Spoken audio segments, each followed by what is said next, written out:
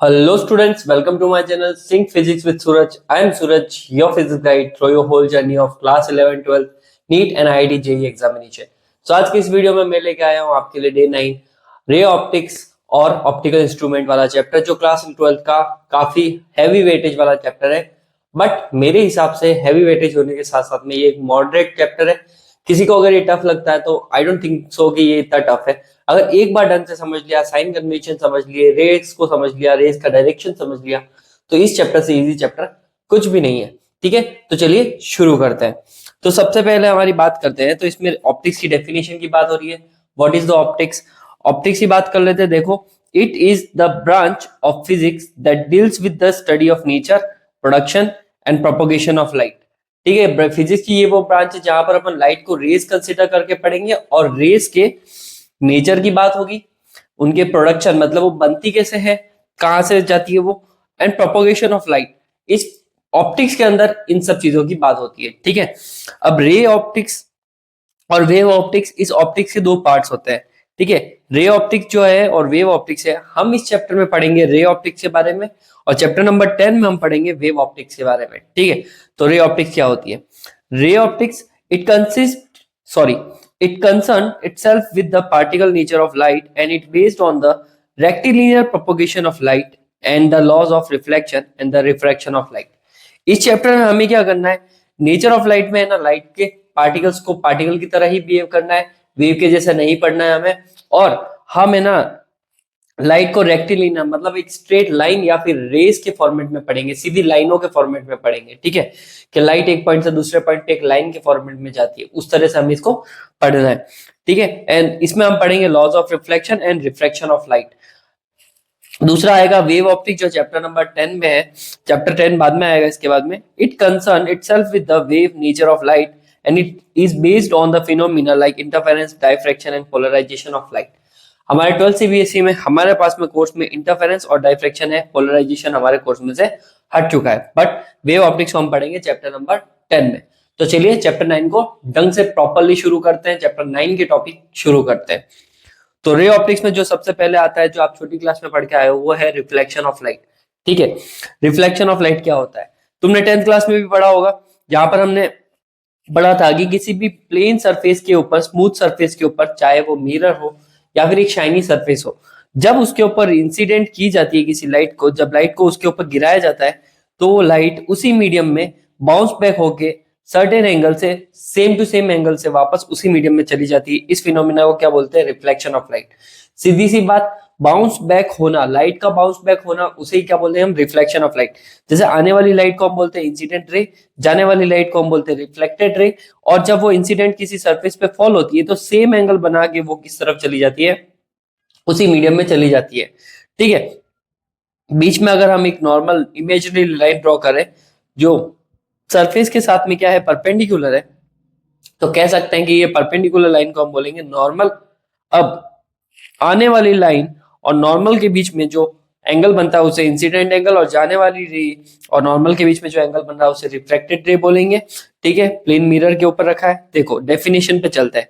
When the beam of light travelling in the one medium falls on the surface, किसी surface पे जब वो fall हो रही है of a second medium, a part of the incident light is turn back to the first medium. तो incident light का पूरा पार्ट वापस उसी मीडियम में बाउंस बैक होके चला जाता है सेम एंगल से। This phenomena is called reflection of light. ठीक है, इसके दो लॉज होते हैं। पहला law, the incident ray, reflected ray and the normal at the point of incident all lie in the same plane.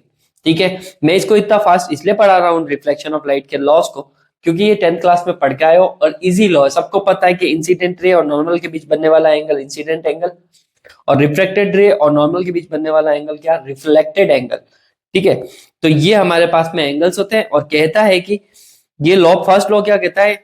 Incident angle, ठीक है, और रिफ्लेक्टेड एंगल बराबर होते हैं। और दूसरा लॉ कहता है कि इंसिडेंट रे, नॉर्मल और रिफ्लेक्टेड रे तीनों सेम प्लेन पर ही होते हैं। इसका मतलब इन तीनों का सेम पॉइंट ही रहेगा। यूं नहीं कि इंसिडेंट एक सरफेस पे जा रही है, नॉर्मल किसी दूसरी सरफेस पे बना रहे हो, रिफ्लेक्टेड किसी तीसरे पे चल रहा है, नहीं, तीनों सेम प्लेन पे लाए करते हैं।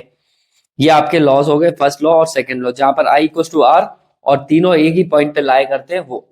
ठीक है, अब तुम्हारा basic concept spherical mirror, plane mirror के बारे में हम इतना नहीं पढ़ने वाले हैं इस चैप्टर में, ठीक है। तो स्फेरिकल मिरर दो तरह के होते हैं हमारे पास में। फर्स्ट आता है कॉनकेव मिरर, जहां पर कॉनकेव मिरर में बाहर की जो सरफेस होती है वो हार्ड पॉलिश्ड सरफेस होती है और अंदर की जो सरफेस होती है वो रिफ्लेक्टिंग सरफेस होती है, ठीक है। जैसा कि आप देख सकते हो डायग्राम में मैंने बना रखा है। तो एक चम्मच को पकड़ो, एक स्पून को पकड़ो, तो आप जब उसकी बाहर की सरफेस को पॉलिश करो और अंदर से आप उसके अंदर फेस देखना चाहोगे ना, तो जो अंदर का रिफ्लेक्टेड एरिया है ना वो किसके जैसा बिहेव करेगा, कॉनकेव के जैसा। बट अगर मैं उसको उल्टा देखूं बाहर की तरफ से कर्व्ड, तो वो किसके जैसा बिहेव करेगा, कॉन्वेक्स मिरर के जैसा बिहेव करेगा, ठीक है।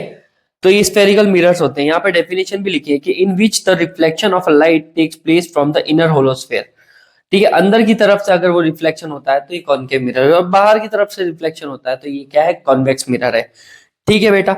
इनसे रिलेटेड कुछ डेफिनेशन देख लेते हैं। हमने यहाँ पे एक कॉनकेव मिरर के अकॉर्डिंग यहाँ पे डेफिनेशंस बनाई है। देखो 10th क्लास में पढ़ के आए हो ना आप ये, चलो तो थोड़ा बहुत रिकॉल करवा देते हैं। देखो हमारे पास में क्या दे रखा है, एक कॉनकेव मिरर दे रखा है, और इसकी रिफ्लेक्टिंग सरफेस कहाँ है, ये अंदर वाली ग्रीन वाली, ठीक है। ये है रिफ्लेक्टिंग सरफेस, ठीक है। अब ये मिरर किसी चीज का पार्ट, किसी पार्ट का हिस्सा रहा होगा इसका, ये किसी स्फेयर का क्या रहा होगा, हिस्सा। तो उस स्फेयर का जो सेंटर है, इमेजिनरी स्फेयर का जो सेंटर है, वो इस मिरर के लिए सेंटर का काम करेगा, तो इसे हम बोलेंगे सेंटर ऑफ कर्वेचर, ठीक है। और मिरर का जो सेंटर पॉइंट होता है उसे हम बोलते हैं पोल। पोल और सेंटर ऑफ कर्वेचर के बीचों बीच में जो सेंटर में एक्यूरेटली सेंटर पॉइंट होता है उसे हम बोलते हैं फोकस।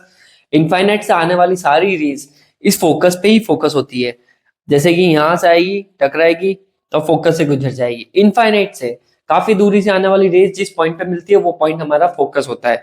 तो मैंने तीन चीजें बताई, एक सेंटर ऑफ कर्वेचर, इस मिरर का जो सेंटर होगा वो, मिरर का यहाँ पे इस मिरर का जो ये सरफेस है उसका जो सेंटर है उसे क्या बोलेंगे, हम पोल बोलेंगे।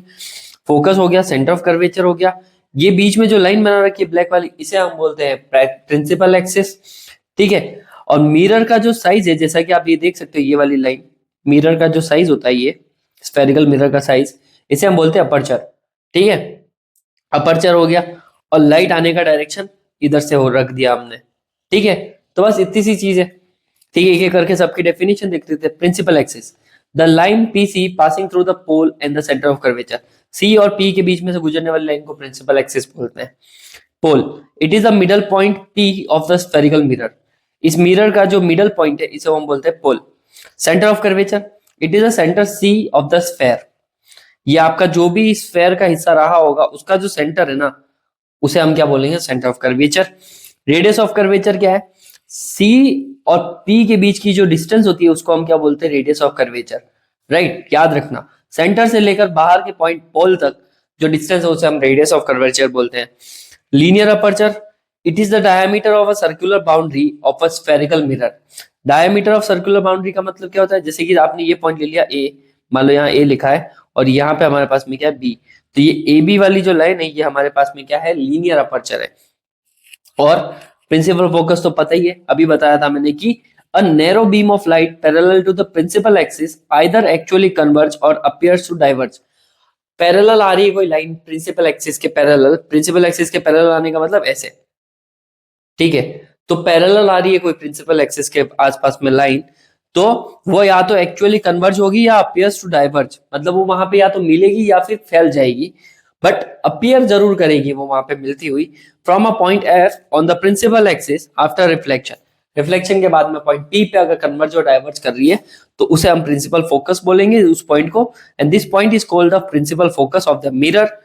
और लास्ट में आता है फोकल लेंथ, ठीक है। वो डायग्राम में नहीं बनाया, मैं बना देता हूँ। फोकल लेंथ आती है हमारे पास में एफ और पी के बीच की डिस्टेंस, फोकस और पोल के बीच की दूरी को हम क्या बोलते हैं, फोकल लेंथ बोलते हैं। आया समझ में बच्चों, फोकल लेंथ उसे बोलते हैं। ये कुछ रे डायग्राम से जो क्लास 10th में आए थे, लेकिन इनको बनाने के लिए तुमसे कोई नहीं पूछेगा, तुम 12th क्लास में हो, बट 10th क्लास के हैं तो एक बार रिकॉल जरूर करवा दो आपको कि क्या क्या था, थोड़ा याद रह जाएगा।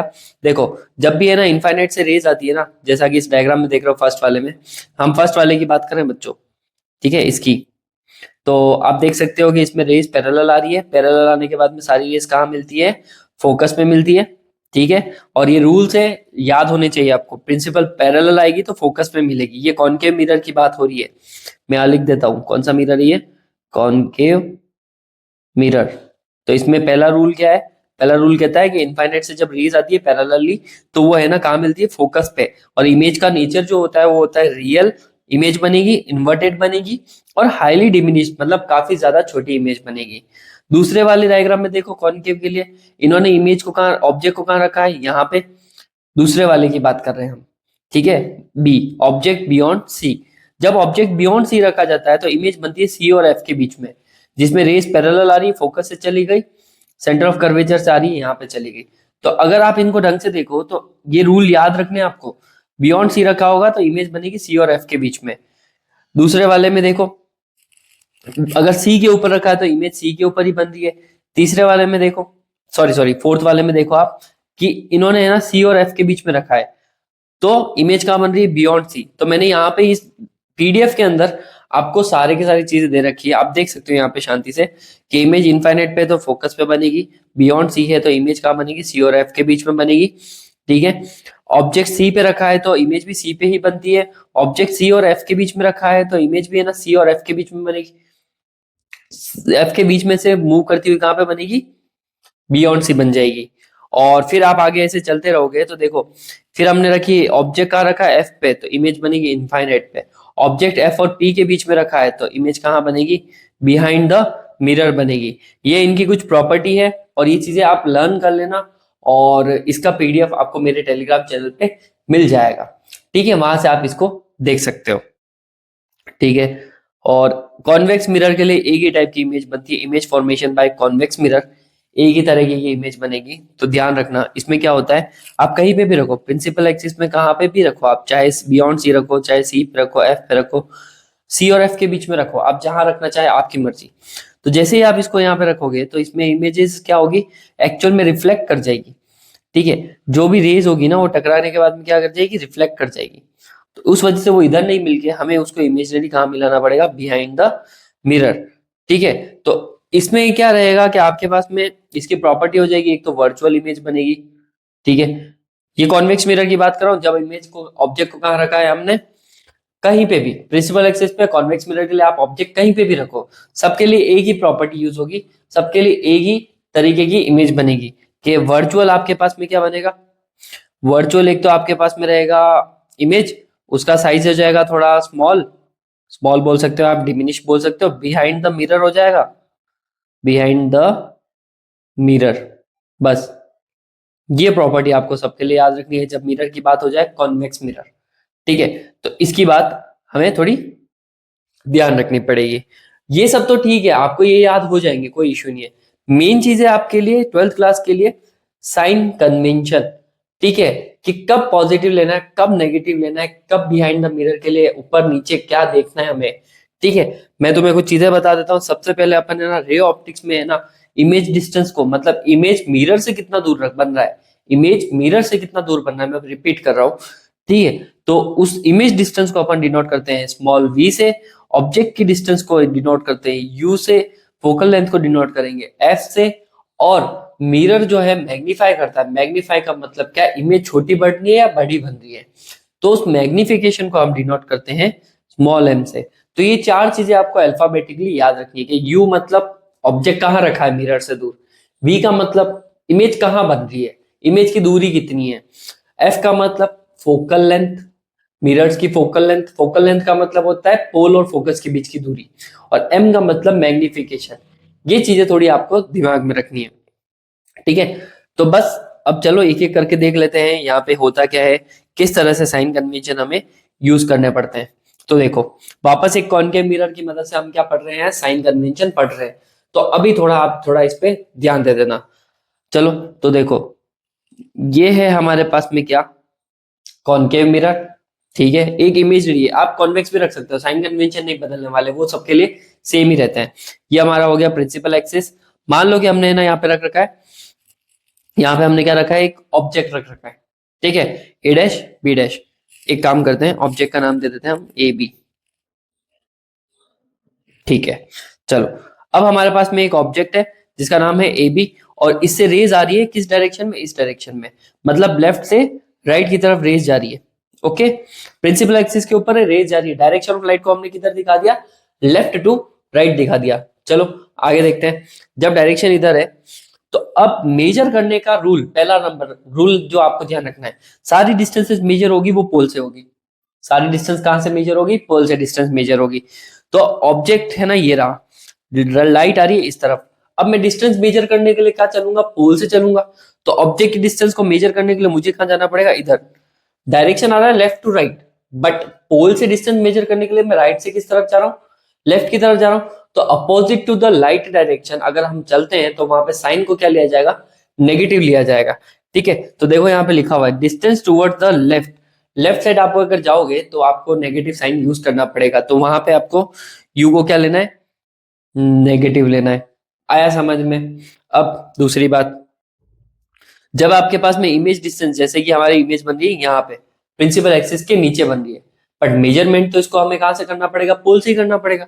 तो पोल से इस तरफ अगर मैं आऊंगा तो वापस मैं लेफ्ट की साइड जा रहा हूँ, तो लेफ्ट की साइड जाएंगे तो डिस्टेंस क्या लेंगे, वापस नेगेटिव लेंगे। तो हमारा वी भी क्या हो जाएगा, यहाँ पे नेगेटिव हो जाएगा। ठीक है, राइट साइड जो भी डिस्टेंसेस मेजर की जाएगी, राइट साइड पोल से राइट साइड अगर गए तो वो पॉजिटिव ली जाएगी। ठीक है, और अब प्रिंसिपल एक्सिस के ऊपर और प्रिंसिपल एक्सिस के नीचे, उसको बोलते हैं हम हाइट। ठीक है, तो प्रिंसिपल एक्सिस के ऊपर की तरफ जो हाइट आती है वो हमेशा क्या ली जाएगी, पॉजिटिव ली जाएगी। और प्रिंसिपल एक्सिस के नीचे जो भी हाइट आएगी उसको क्या लिया जाएगा, नेगेटिव लिया जाएगा। ठीक है, जिन जिन बच्चों को भी साइन कन्वेंशन में कंफ्यूजन है उसको एक सिंपल सी बात बता देता हूं मैं। सिंपल सी बात ये है कि प्रिंसिपल एक्सिस के ऊपर की तरफ अगर आप हाइट मेजर कर रहे हो तो प्लस में लो, प्रिंसिपल एक्सिस के नीचे अगर हाइट मेजर कर रहे हो तो नेगेटिव में लो, डिस्टेंसेस मेजर कर रहे हो लेफ्ट साइड में तो नेगेटिव, डिस्टेंसेस मेजर कर रहे हो राइट साइड में तो पॉजिटिव लेना है। दैट्स इट, साइन कन्वेंशन खत्म। ये चार चीजें आपको याद रखनी है। अब वो डिस्टेंस हो सकती है, यू हो सकता है, वी हो सकता है, फोकल लेंथ हो सकती है, कुछ भी। ठीक है, उसके अकॉर्डिंग हमें साइन कन्वेंशन पढ़ना है। चलो आगे कुछ एक बात लिखी है आप लोगों के लिए इंपॉर्टेंट सी, कि the focal length and the radius of curvature R negative for concave mirror. Concave mirror के लिए फोकल लेंथ और रेडियस ऑफ कर्वेचर हमेशा नेगेटिव होता है, एंड पॉजिटिव होता है कॉन्वेक्स मिरर के लिए। कॉन्वेक्स मिरर के लिए फोकल लेंथ और रेडियस ऑफ कर्वेचर की वैल्यू क्या होती है, पॉजिटिव। नोट है, इंपॉर्टेंट है, याद रख लेना। चलो आगे चलते हैं। अब हमारे पास में आ रहा है पहला डेरिवेशन इस चैप्टर का, जो 12th क्लास के लिए ही है, क्योंकि हमने 10th क्लास में एफ और आर के बीच में डेरिवेशन नहीं पढ़ा था। तो पहला डेरिवेशन है कि relation between focal length and radius of curvature capital R. तो एफ और आर के बीच में हमें क्या निकालना है, रिलेशन निकालना है। चलो डायग्राम देख लेते हैं। हमारे पास में क्या है, एक कॉनकेव मिरर है, हमारे पास में कॉनकेव मिरर है और हमने रख रखा है ऑब्जेक्ट को इनफाइनाइट पॉइंट पे।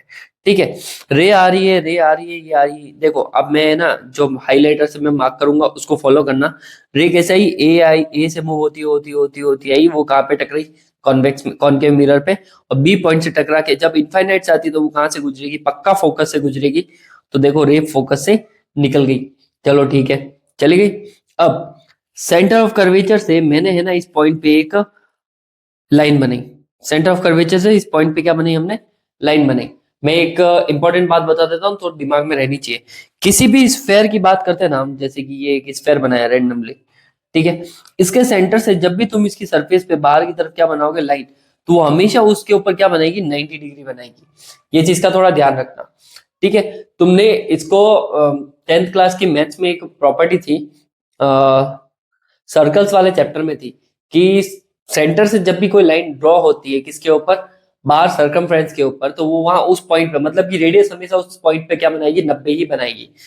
तो हम क्या ले रहे हैं यहाँ पे, मैंने क्या किया यहाँ पे, सेंटर से इस पॉइंट बी के ऊपर क्या कर दिया, पॉइंट बी के ऊपर क्या गिरा दिया, एक लाइन गिरा दी। जब भी सेंटर से उस पॉइंट बी के ऊपर या फिर सरफेस के ऊपर लाइन गिरेगी तो वो 90 बनाएगी। अब अगर ये 90 बना रही है लाइन, तो ये वाली चीज क्या हो गई हमारे लिए, नॉर्मल हो गई, क्योंकि नॉर्मल हमारा क्या बनाता है, 90 डिग्री बनाता है। तो एक तरह से हमारा ए बी और ये यहाँ से जब ये इससे रिफ्लेक्ट होके आया तो उसके बीच में जो लाइन बनी वो नॉर्मल बनी, और इस एंगल के दो हिस्से हो गए। तो सीधी सी बात है, नॉर्मल जब भी इंसिडेंट लाइन और रिफ्लेक्टेड लाइन इनके बीच में नॉर्मल बनता है तो वो क्या करता है, उस एंगल को दो भागों में डिस्ट्रीब्यूट कर देता है। तो हमारे पास में क्या है, एक एंगल आई और एंगल आर, आप जैसा कि डायग्राम में देख सकते हो। ये रहा हमारे पास में इंसिडेंट एंगल, इंसिडेंट एंगल, और ये क्या आ गया हमारे पास में, रिफ्लेक्टेड एंगल, रिफ्लेक्टेड एंगल। ठीक है, सी के साथ में जो एंगल बन रहा है उसको हमने ले लिया अल्फा ले लिया। ठीक है, अब आगे चलते हैं, आगे चलते हैं। फोकस और पोल के बीच की दूरी फोकल लेंथ होगी, और सेंटर और पोल के बीच की दूरी को क्या ले लिया हमने, आर ले लिया। चलो आगे बढ़ते हैं। According to the law of reflection i किसके बराबर होना चाहिए, आर के बराबर। चलो ठीक है, आई और आर दोनों आपस में बराबर है, क्योंकि वो नॉर्मल है, बीच में लाइन कौन सी, normal. As A B is parallel to P C, ये वाली लाइन ए बी जो है वो पीसी वाली लाइन मतलब कि प्रिंसिपल एक्सिस के पैरेलल है, तो मैं कह सकता हूं ना यहाँ पे जेड बन रहा है। कहाँ बन रहा है जेड, मैं बना के बताता हूँ, देखो। क्या ये जेड नहीं बन रहा है, जेड बन रहा है ना, दोनों लाइन पैरेलल है। तो यहां से एक बात और कह सकता हूँ, अल्फा जो है वो भी किसके बराबर है, आई के बराबर है। अल्फा और आई ये दोनों एंगल्स क्या हो गए, बराबर हो गए हमारे। तो in triangle B F C, जैसा आप ट्राइंगल देख सकते हो, ये रहा बी एफ सी, मतलब कि बी एफ सी में मैं यहाँ पे लिख सकता हूँ कि नहीं लिख सकता हूँ, आर जो है वो अल्फा के बराबर हुआ। देखो ना यहाँ पे, तुम बी एफ सी को छोड़ो, यहाँ पे इधर देखो कि आई जो है अगर आर के बराबर है, ठीक है, और जेड बन रहा है, तो अल्फा भी आई के बराबर है। अल्फा भी किसके बराबर है, आई के बराबर। दोनों तरफ आई और आई बराबर हो गए, तो अल्फा किसके बराबर, एंगल आर के बराबर हो गया। ठीक है, जैसा डायग्राम में दिख रहा है, अगर एंगल आर के बराबर हो गया और इस ट्राइंगल के दो एंगल्स बराबर है, इस ट्राइंगल के दो एंगल्स बराबर है, तो बेटा इसकी दो साइड्स भी बराबर होगी ना। तो हम कह सकते हैं यहां से कि, एक सेकेंड, तो हम यहां से कह सकते हैं कि ये जो सी एफ वाली लाइन है, सी एफ वाली लाइन वो किसके बराबर होगी, एफ बी के बराबर होगी। तो हमने सी एफ को एफ बी के बराबर रख दिया for a mirror of a small aperture. अगर मिरर छोटा हुआ तो ये एफ बी और एफ पी दोनों बराबर होंगे, ये डिस्टेंस ज्यादा फर्क नहीं होगा, ये वाली लाइन और ये वाली लाइन दोनों बराबर, ये अप्रोक्स। उसी तरह से सी एफ एफ पी के तो बराबर है ही, सी एफ एफ पी के बराबर इसलिए क्योंकि फोकस जो होता है वो सीपी का क्या, रेडियस ऑफ कर्वेचर का आधा ही होता है हमेशा। ठीक है, उसे ही प्रूव कर रहे हैं बाय द वे, लेकिन हमने स्मॉल अपर्चर के अकॉर्डिंग बताया, तो हम कह सकते हैं कि एफ पी जो है वो भी सी एफ के बराबर है, और एफ बी जो है वो भी एफ पी के बराबर है। तो यहां से लगभग दोनों बराबर हो गए। एंगल ज्यादा छोटे होते हैं ना, तो उस कंडीशन में ट्राइंगल्स वगैरह, साइड्स वगैरह लगभग नियरली अप्रोक्स ही रहती है, वो उतना उनके बीच में डिफरेंसेस नहीं आते हैं। ये बेसिक मैथ्स प्रॉपर्टीज है। तो एफ बी और एफ पी इक्वल है, नियरली इक्वल है, इक्वल का साइन प्रॉपरली नहीं डाला है। सी एफ और एफ पी भी बराबर है, देखो सी एफ और एफ पी भी यहाँ पे बराबर है, तो यहां से लिख दिया। ठीक है, अब डायग्राम पे चलते हैं हम। ये हो गई हमारे पास में इक्वेशन नंबर 1, रुको एक सेकेंड, ये हो गई इक्वेशन नंबर 1, ये हो गई हमारे पास में इक्वेशन नंबर 2, इसको याद रखना। अब यहाँ पे इस डायग्राम में देखो क्या क्या लिखा है कि सी एफ जो है, सी एफ जो है और एफ पी जो है, उन दोनों को जोड़ने से क्या मिल रहा है हमें, सीपी मिल रहा है। ठीक है, डायग्राम में ध्यान से देखो, सीपी कब मिल रहा है, C F plus F P. ठीक है, तो हमने क्या कर लिया, CP equal to C F plus F P, right. अब मैं यहाँ से सी एफ की जगह पे क्या लिख सकता हूँ, एफ पी, सी एफ की जगह एफ पी लिख दिया, कोई इश्यू नहीं है। एफ पी और एफ पी कितना, 2fp, तो सीपी किसके बराबर है, 2fp के बराबर है। डायग्राम में देख के उनकी वैल्यूज रख देते हैं, सीपी और हमें सीपी और एफपी चाहिए ना। तो देखो सीपी हमारे पास में है रेडियस ऑफ कर्वेचर, और एफपी हमारे पास में है फोकल लेंथ। ठीक है, तो यहाँ पे वैल्यूज पुट कर दी, तो r इक्वल टू 2f आया, तो f इक्वल टू क्या हो गया हमारे पास में, r/2 हो गया। तो ये हमारे पास में क्या आ गया, रेडियस ऑफ कर्वेचर और फोकल लेंथ के बीच में रिलेशन आ गया, जो आप क्लास 10th में पढ़ के आ रहे हो। बट यहां से आपको पता पड़ गया कि ये क्यों इक्वल होते हैं। ठीक है, तो F इक्वल टू क्या होता है, r/2 होता है। चलो बच्चों आगे देखते हैं, कुछ अजम्पशंस पढ़ने पड़ते हैं तुम लोगों को जब भी इस चीजों को देखो। तो assumptions used in the derivation of mirror formula. अब हमारे पास में मिरर फॉर्मूला आ रहा है और हमें उसका डेरिवेशन करना है, but first of all we need to make some assumptions, ताकि डेरिवेशन में वो चीज थोड़ी क्लियरली रहे। ठीक है, तो all the rays are paraxial, paraxial rays होनी चाहिए। पेरेक्सियल रेज का मतलब होता है बहुत ही क्लोजेस्ट पास में से गुजरने वाली लाइन, और सारी रेज प्रिंसिपल एक्सिस के बहुत ही क्लोज और पास में से गुजर रही है, मतलब वो ना के बराबर एंगल बना रही है। ठीक है, बहुत ही कम एंगल है, डिस्टेंस भी बहुत कम है, ये अजम्पशन लेके चलना है। दूसरा मिरर फॉर्मूला के लिए the aperture of mirror is very small, तो मिरर भी काफी छोटा लेना है हमें। Third, the object placed on the principal axis is small size.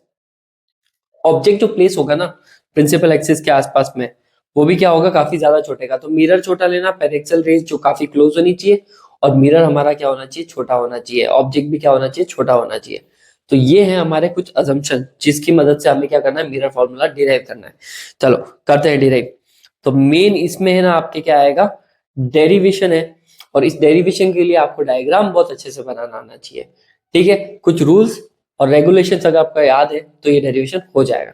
चलो, derivation of mirror formula for a concave mirror. Concave mirror की मदद से हम डेरिवेशन करेंगे। When it forms a real image बना रहा है, इन्वर्टेड मतलब उल्टी, और डिमिनिश्ड मतलब छोटी इमेज बना रहा है। तो इन कंडीशंस को दिमाग में रख के हम क्या कर रहे हैं, मिरर फॉर्मूला डिराइव करेंगे।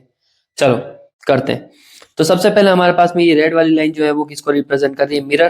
तो हमारे पास में एक मिरर है, मैं इसका नाम दे देता हूँ। मिरर का नाम दे देते हैं हम चलो एक्स वाई। ये एक्स हो गया और यहाँ पे वाई दे देता हूँ। तो ये मिरर हो गया X Y. X Y mirror है, एक ऑब्जेक्ट रख रखा है जिसका नाम क्या है, ए बी।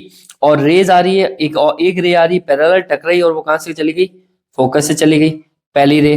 दूसरी वाली देखना, एक रे आई, सीधी आई, सीधी आई, सीधी आई, पोल से टकराई और वापस उसी एंगल पे चली गई। दूसरी दूसरी के बाद में अब आ रही तीसरी। एक रे को हमने लिया है सेंटर ऑफ कर्वेचर से सीधा सीधा सीधा सीधा, और उसको वहां से गुजार दिया है। डन। ये थोड़ा सा यहाँ पे सेंटर ऑफ कर्वेचर पे नहीं आ रही है, इसको थोड़ा ऊपर नीचे कर लेते हैं हम। हम्म,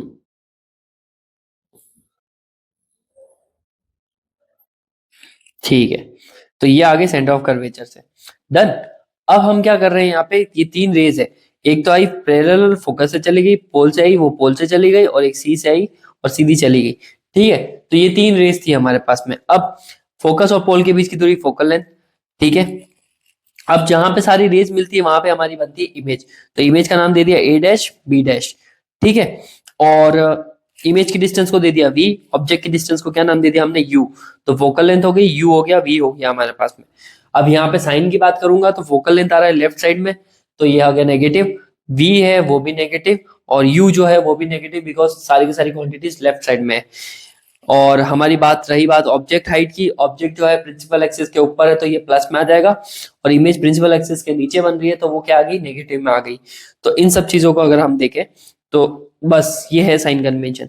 यूजिंग द साइन कन्वेंशन, जो मैंने बातें बोली वो सारी की सारी यहाँ पे लिखी है। तो देखो ऑब्जेक्ट डिस्टेंस कहाँ है, ऑब्जेक्ट डिस्टेंस बी से लेकर पी तक है, तो बीपी इक्वल्स टू माइनस का u, left right. Image distance है बी डैश से लेकर पी तक, तो B dash P equals to minus का वी। एफ से लेकर पी तक, फोकल लेंथ से P F P equals to minus का एफ। और हमारे पास में रेडियस ऑफ कर्वेचर मतलब सी से लेकर पोल तक की जो डिस्टेंस है, सेंटर ऑफ कर्वेचर से पोल की जो डिस्टेंस है, उसको हमने radius of curvature minus R ले लिया, या फिर माइनस टू एफ आप रख सकते हो। सब पे माइनस का साइन लग रहा है, रीजन है सबके सब लेफ्ट साइड में बनना है। ठीक है, कुछ ट्राइंगल्स देखने हैं आपको, मैं उनको हाईलाइट करूंगा। यहाँ पे ट्राइंगल बन रहे हैं, उन ट्राइंगल को देखोगे, उनकी कॉन्ग्रुएंट प्रॉपर्टी देखेंगे, और हम क्या कर लेंगे, उन्हें सिमिलर प्रूव कर लेंगे और रेशियोज निकाल लेंगे। इस डेरिवेशन का मेन मोटो यही है। सबसे पहले जो हमारे पास में आ रहा है बेटा, तो ट्राइंगल्स की बात करूं मैं, तो एक ट्राइंगल आ रहा है ए डैश बी डैश सी, और दूसरा आ रहा है ए बी सी। ठीक है, A dash B dash C, इनको हाईलाइट कर लेते हैं पहले। तो हमारे पास में ए डैश बी डैश सी का मतलब आ रहा है एक तो ये वाला ट्राइंगल, ठीक है, और दूसरा आ रहा है हमारे पास में ए बी सी। ठीक है, एक सेकेंड, दूसरा आ रहा है हमारे पास में ये वाला। ये दो ट्राइंगल को मैंने हाईलाइट करा है। अब इन दोनों ट्राइंगल में है ना हमें क्या देखनी है, प्रॉपर्टीज देखनी है। तो अगर सिमिलर प्रूव करना है, सिमिलर करेंगे तो प्रॉपर्टीज होगी। देखो सबसे पहले तो आ गया एक 90 डिग्री का एंगल ये बना रहा है, और एक 90 ये बना रहा है। एक ये वर्टिकल अपोजिट एंगल हो गए, तो दो एंगल बराबर हो गए, तो ए सिमिलैरिटी से दोनों ट्राइंगल सिमिलर है। और जब ट्राइंगल सिमिलर होते हैं तो उनके रेशियोज भी क्या होते हैं, इक्वल होते हैं। तो ट्राइंगल के साइड्स के रेशियोज इक्वल होते हैं। तो मैं ले लेता हूँ इस पहले वाले ट्राइंगल में ए बी, ठीक है, और दूसरे वाला ट्राइंगल में आ गया ये वाला perpendicular A dash B dash. तो A dash B dash upon A B, perpendicular upon perpendicular का रेशियो बेस अपॉन बेस के रेशियो के बराबर होगा। तो देखो बी डैश सी और बी सी, यहां से ये मैंने रेशियोज ले लिए। डन, यहाँ पे कोई दिक्कत नहीं है। चलो आगे देखते हैं, डायग्राम को ध्यान से देखो। क्या मैं सी बी डैश को ऐसे लिख सकता हूँ, सी बी डैश को लिख सकता हूँ कि नहीं लिख सकता हूँ। अगर मैं इस पूरे सीपी में से इतनी से हिस्से को हटा दूं बीपी को, ठीक है, बी डैश पी को अगर मैं हटा दूं, सीपी में से बी डैश पी को अगर मैं रिमूव कर दूं, तो क्या मुझे ये वाला हिस्सा मिल रहा है सीबी डैश। तो मिल गया मुझे यहाँ पे, तो मैं इसको ऐसे लिख सकता हूँ C B dash equals to C P minus B B dash P. I repeat, CP में से बी डैश पी को माइनस करेंगे तो हमें मिल जाएगा ये वाला हिस्सा, उसको लिख दिया। इसी तरह से बीसी जो है हमारे पास में, बीसी इसको लिख सकता हूँ कि नहीं लिख सकता हूँ मैं, कि यहाँ पे हमारे पास में ये बीपी वाली लाइन पूरी दे रखी है, इस बीपी में से अगर मैं यहाँ से सीपी हटा दूं तो यहाँ पे मुझे क्या मिल जाएगा, बीसी मिल जाएगा। ठीक है, तो मैंने यहाँ पे बीपी में से सीपी को भी हटा दिया। अब इनकी वैल्यूज रखते हैं। देखो सीपी की वैल्यू क्या है, माइनस का आर, यहाँ लिख देंगे। बी डैश पी की वैल्यू क्या है, प्लस माइनस का वी। अब ये माइनस का वी जैसे यहाँ पुट करूंगा तो एक माइनस का साइन और है, तो ये क्या बन जाएगा, प्लस का वी बन जाएगा। और बीपी, बीपी की वैल्यू क्या है, माइनस का यू, उसे यहाँ रख दिया। सीपी की वैल्यू क्या है, माइनस का आर, उसे यहाँ रखा, माइनस माइनस प्लस बन गया वो। इक्वेशन नंबर क्या हो गया बेटा, 1 हो गया। ये अभी तक इक्वेशन 1 आया है जिसमें हमने लिखा है A dash B dash upon A B equals to minus R plus we upon minus you plus R, equation number 1। ठीक है, अब दूसरे ट्राइंगल, दूसरे एंगल्स की बात करते हैं। Angle A dash P B dash और ए पी बी, बताता हूं मैं भी आपको एंगल ए डैश पी कौन सा है। तो एक तो है angle A dash P B dash, मतलब कि ये वाला एंगल, और दूसरा वाला एंगल हमारे पास में ए बी पी, मतलब ये एंगल जो आपको डायग्राम में पर्पल हाईलाइट किए हुए एंगल्स दिख रहे हैं ना, इनको कलर कर दूं तो मैं, ये दोनों एंगल्स भी इक्वल है। रीजन बताओ, पोल पे गिरने वाली लाइट पे जो एंगल बनते हैं वो हमेशा बराबर होते हैं, इंसिडेंट और रिफ्लेक्टेड, क्योंकि पोल पे ही वो रिफ्लेक्शन का लॉ फॉलो करती है, एक ही जगह ऐसी है। तो यहाँ पे है ना, ये दोनों एंगल्स क्या हो जाएंगे, बराबर। और अगर दो एंगल्स बराबर है तो हमारे दो ट्राइंगल्स भी बराबर है। ए डैश कौन सा है, A dash B dash P और ए बी पी। मैं इनको वापस हाईलाइट करके बताता हूँ कौन से एंगल्स है। ठीक है बच्चों, तो आपके ये वाले ट्राइंगल्स अब हाईलाइट में आ गए, दो एंगल्स इक्वल है ना, तो ये वाले, एक ये वाला ट्राइंगल, ठीक है, और एक ये वाला ट्राइंगल बड़ा वाला, और ये दोनों ट्राइंगल सिमिलर है, तो क्या अपन इसमें भी परपेंडिकुलर और बेस का रेशियो ले सकते हैं ना, तो ले लेते हैं। तो परपेंडिकुलर क्या है हमारे पास में यहाँ पे, ए डैश बी डैश, और यहाँ पे भी परपेंडिकुलर क्या है, ए बी, और बेस क्या है यहाँ पे, बी डैश पी, और यहाँ पे बेस क्या है अपने पास में, बी पी। तो इनको डाल दिया अपन ने, A dash B dash upon A B किसके बराबर होगा, B dash P upon B P के बराबर होगा।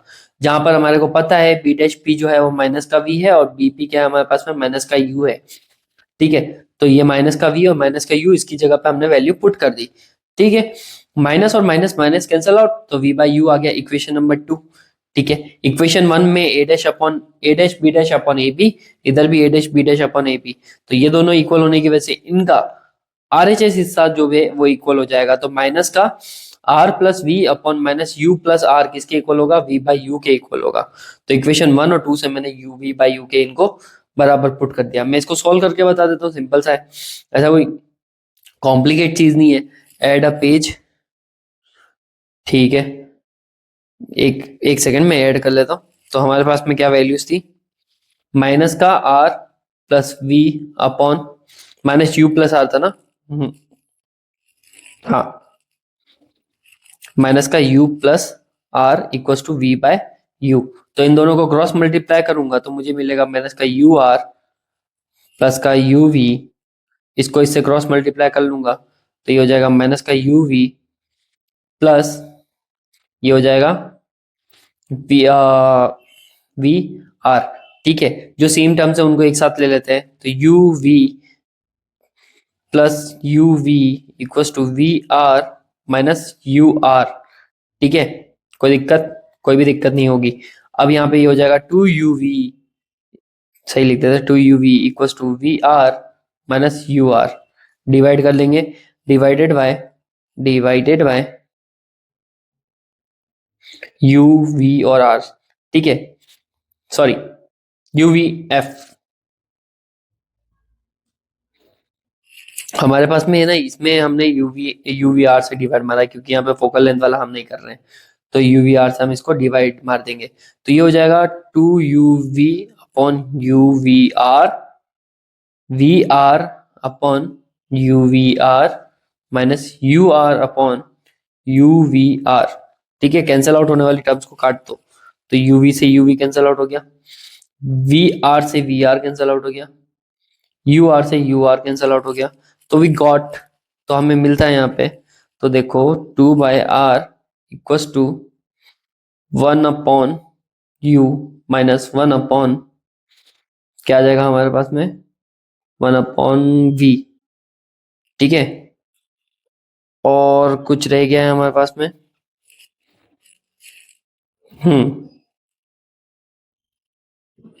ठीक है, एक सेकंड, यहाँ पे माइनस का यू आर इधर जाएगा तो प्लस का यू आर हो जाएगा ना, तो हमने इधर भेजा, प्लस रखा नहीं है यहाँ पे, ये भी प्लस आ जाएगा, यहाँ पे भी प्लस रहेगा, ये भी प्लस रहेगा।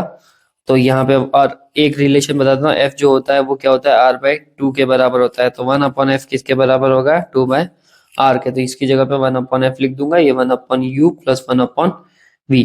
ये आपके रिलेशन आ चुका है फोकल मिरर फॉर्मूला का। ठीक है, ये आपके लिए बहुत ही काफी इंपॉर्टेंट डेरिवेशन है, पूछा भी जाता है कभी कभी। ठीक है, तो ध्यान रखना कि 1/v plus 1/u equal to 1/f होता है। इसमें न्यूमेरिकल्स बनने के चांसेस क्या है, न्यूमेरिकल चांसेस क्या है, ज्यादा है। ठीक है, लीनियर मैग्निफिकेशन क्या होता है, लीनियर मैग्निफिकेशन इसी का सब टॉपिक है। The ratio of the height of image to the of sorry the ratio of the height of image to that of the object is called linear magnification।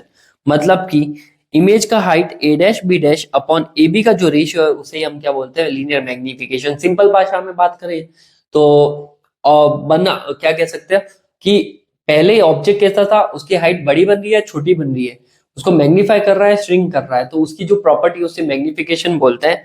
ये उनका ratio होता है। तो आपको ये ध्यान ही होगा, अभी रिलेशन निकाला था हमने कि ये रहा image height divided by object height, क्या आया था, v बाय यू आया था। ठीक है, वैसे ही यहाँ पे निकालेंगे तो m magnification equals to height of image divided by height of object, h I upon H o. ठीक है, एच आई अपॉन एच ओ हो जाएगा। और फ्रॉम इक्वेशन 2 अभी ऊपर लिखी थी ये मैंने, A dash B dash upon A B किसके बराबर था, B dash P upon B P के बराबर था। इनकी वैल्यूज पुट करो, you will get A dash B dash की जगह पे हाइट ऑफ इमेज आ रही है तो वो माइनस में, क्योंकि वो हाइट ऑफ इमेज नीचे बन रही थी, ऑब्जेक्ट की हाइट प्लस में, और बी डैश पी माइनस का वी, और बीपी जो है वो माइनस का यू। तो एच आई अपॉन एच ओ माइनस का किसके बराबर आएगा, वी बाई यू प्लस के बराबर। तो ये माइनस अगर मैं इधर शिफ्ट कर लूँ तो ये आपको मैग्निफिकेशन का नया रिलेशन मिल जाएगा फॉर क्या, मिरर। मिरर के लिए क्या है, ये मैग्निफिकेशन है। चलो, आया समझ में। अब आगे बढ़ते हैं, linear magnification in terms of you and F. ठीक है, तो लीनियर मैग्निफिकेशन के दो नए फॉर्मूले हमारे पास में, एक तो है linear magnification in terms of you and F, जब हमारे को किसी न्यूमेरिकल में या किसी इंफॉर्मेशन में ओनली ऑब्जेक्ट डिस्टेंस और फोकल लेंथ दे रखी हो, तो उस कंडीशन में हमारा मैग्निफिकेशन हो जाएगा m equals to minus we by you equals to F upon F minus you.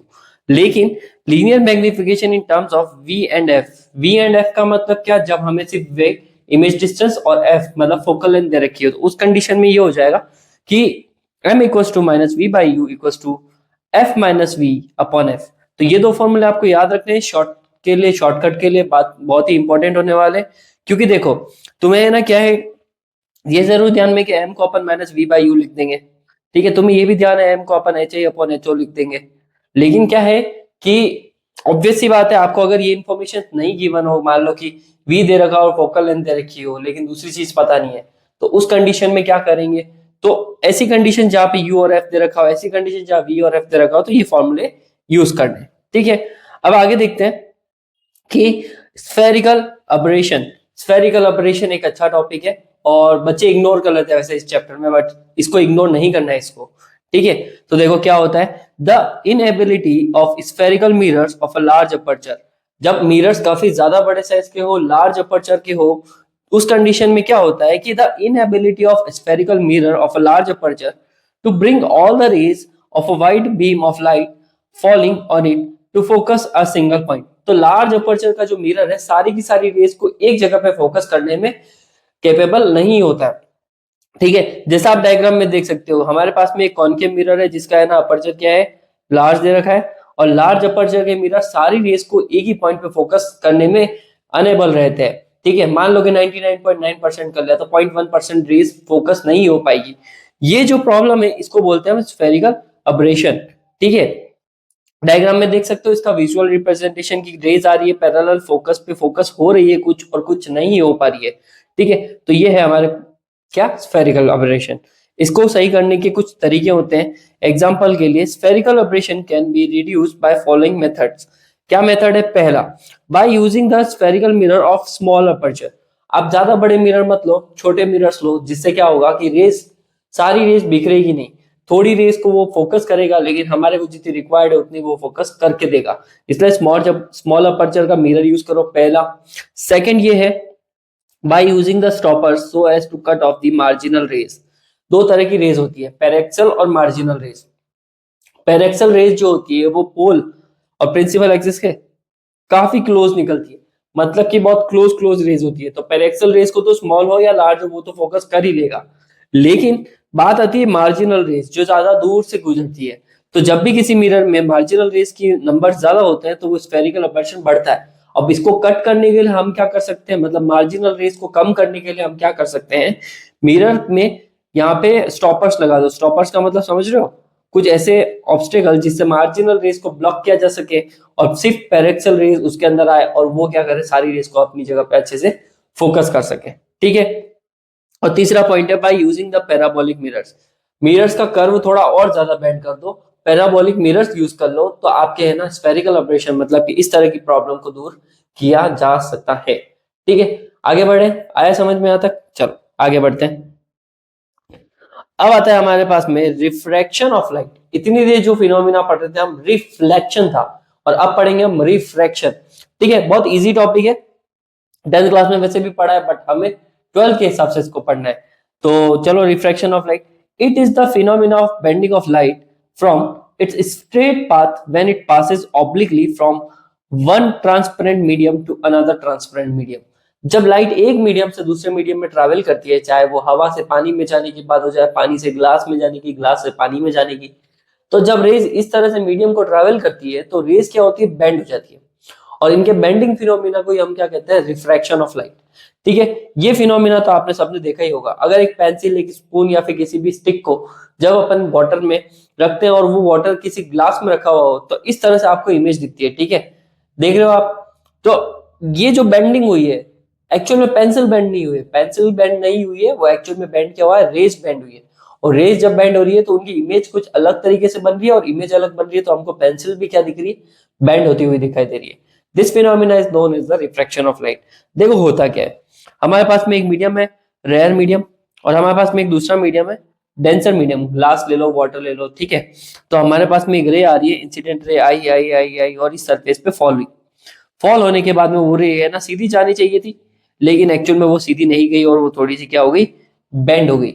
और ये थोड़ी सी बेंड जो हुई किसकी वजह से हुई है, डेंसर मीडियम की वजह से। आगे की तरफ जो मीडियम था वो काफी ज्यादा भारी था, तो उसकी वजह से रे में बेंडिंग हो गई।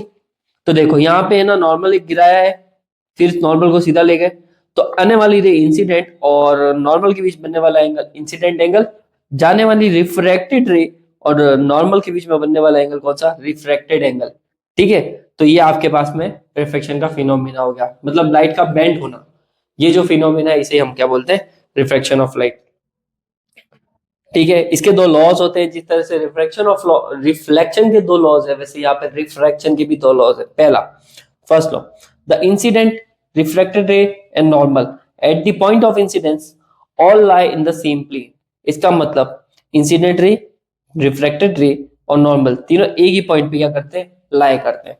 और दूसरा रूल क्या है कि ये कहता है कि the ratio of the sine of angle of incidence, incidence angle का sine ratio, and the sine of angle of refraction, और रिफ्रैक्शन एंगल का साइन रेशियो, इन दोनों का जो रेशियो है किसी गिवन मीडियम में, refraction is constant for a given pair of medium.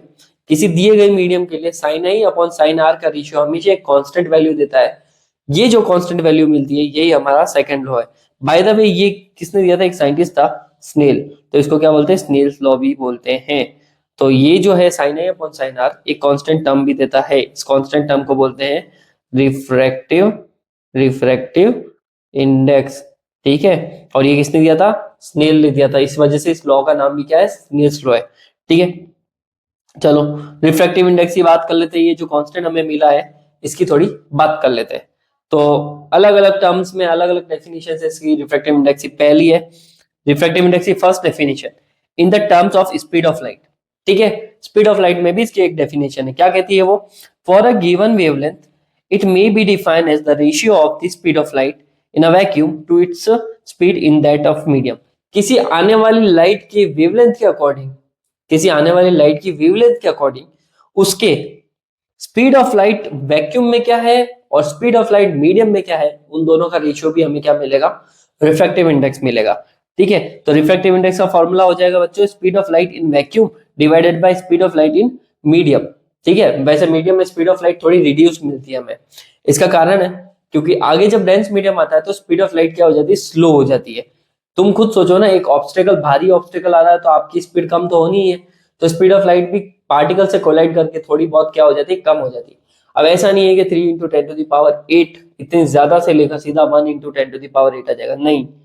वो फ्लक्चुएशन बहुत काफी कम होता है। जैसे कि 3 है तो आपकी स्पीड ऑफ लाइट हो जाएगी 2 इंटू 2.01 इंटू 10⁻⁻8 या फिर 2.99 या फिर 2.5 इंटू, तो उस according speed of light reduce हो जाती है। तो रिफ्रैक्टिव इंडेक्स का फॉर्मूला C/V हो जाएगा, जहां पर C वैक्यूम में स्पीड है और ये V मीडियम के अंदर क्या स्पीड है वो बताता है। ठीक है, तो ये है हमारे पास में रिफ्रैक्टिव इंडेक्स की पहली डेफिनेशन। दूसरा, एक रिलेशन आता है वेवलेंथ के टर्म में कि आप म्यू को C/V लिख सकते हो, और मैं बता दूं स्पीड ऑफ लाइट का रिलेशन लैम्डा इंटू फ्रीक्वेंसी होता है किसी भी वेव के लिए। तो आप क्या लिख सकते हो? रिफ्रैक्टिव इंडेक्स को C की जगह लिख दोगे लैम्डा इंटू फ्रीक्वेंसी वैक्यूम में और लैम्डा इंटू फ्रीक्वेंसी मीडियम में। लाइट की फ्रीक्वेंसी जब एक मीडियम से दूसरे मीडियम में जाती है तो चेंज नहीं होती है, इस बात का ध्यान रखना। तो यहाँ पे फ्रीक्वेंसी सेम है तो कैंसल आउट। तो refractive index equals to lambda vacuum divided by lambda medium. तो ये रिलेशन भी आपको क्या करना है? याद रखना है, काफी इंपॉर्टेंट है। ठीक है, फिर आता है हमारे पास में तीसरा टाइप का रिफ्रैक्टिव इंडेक्स का डेफिनेशन, वो है रिलेटिव रिफ्रैक्टिव इंडेक्स। ये क्या चीज है? नहीं भला क्या है, देखते हैं हम।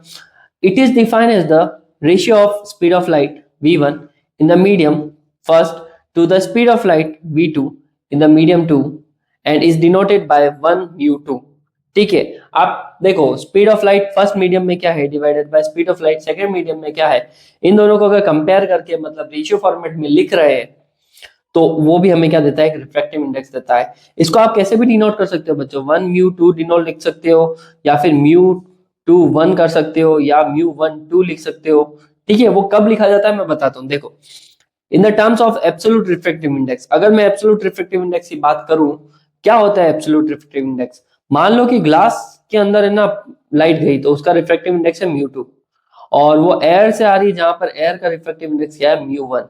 तो जब मैं एक रिफ्रैक्टिव इंडेक्स तो दूसरे रिफ्रैक्टिव इंडेक्स को कंपेयर करके उनको लिखूंगा ऐसे, जैसे कि refractive index of second medium divided by refractive index of first medium, उसे हम क्या बोलेंगे? ये। और इसको प्रोनाउंस कैसे करते हैं? सिंपल सा है कि refractive index of second medium with respect to first, तो आप इसको ऐसे लिखोगे which is equals to mu2 upon mu1।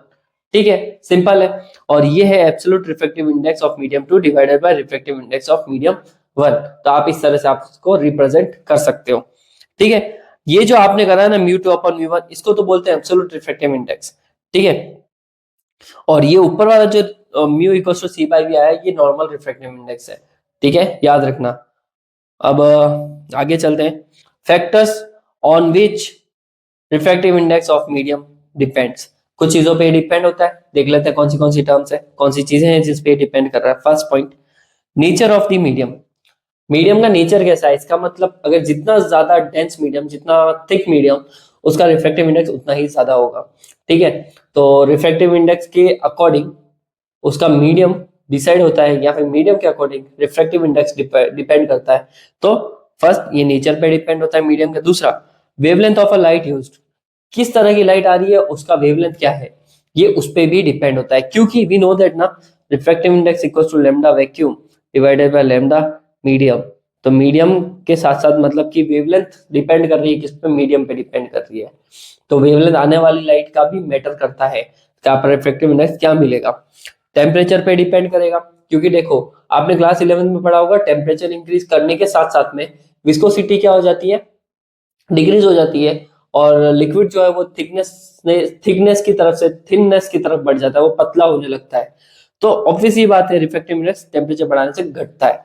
और nature of the surrounding medium, आसपास का मीडियम कैसा है, वैक्यूम से आ रही है, ग्लास से आ रही है, वाटर में आ रही है, किधर से आ रही है, किधर जा रही है, उस पर भी ये डिपेंड करेगा। तो ये 4 फैक्टर्स आपको क्या करने हैं, अच्छे से याद रखने हैं। ठीक है, रिफ्लेक्शन होने का कॉज क्या है, कॉज ऑफ रिफ्लेक्शन क्या है?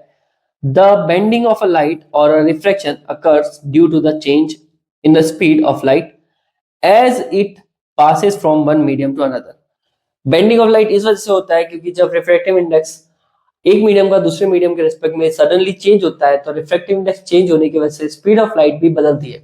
हल्के मीडियम से भारी में या भारी से हल्के में जाते समय स्पीड ऑफ लाइट में चेंज आता है, सडन चेंज।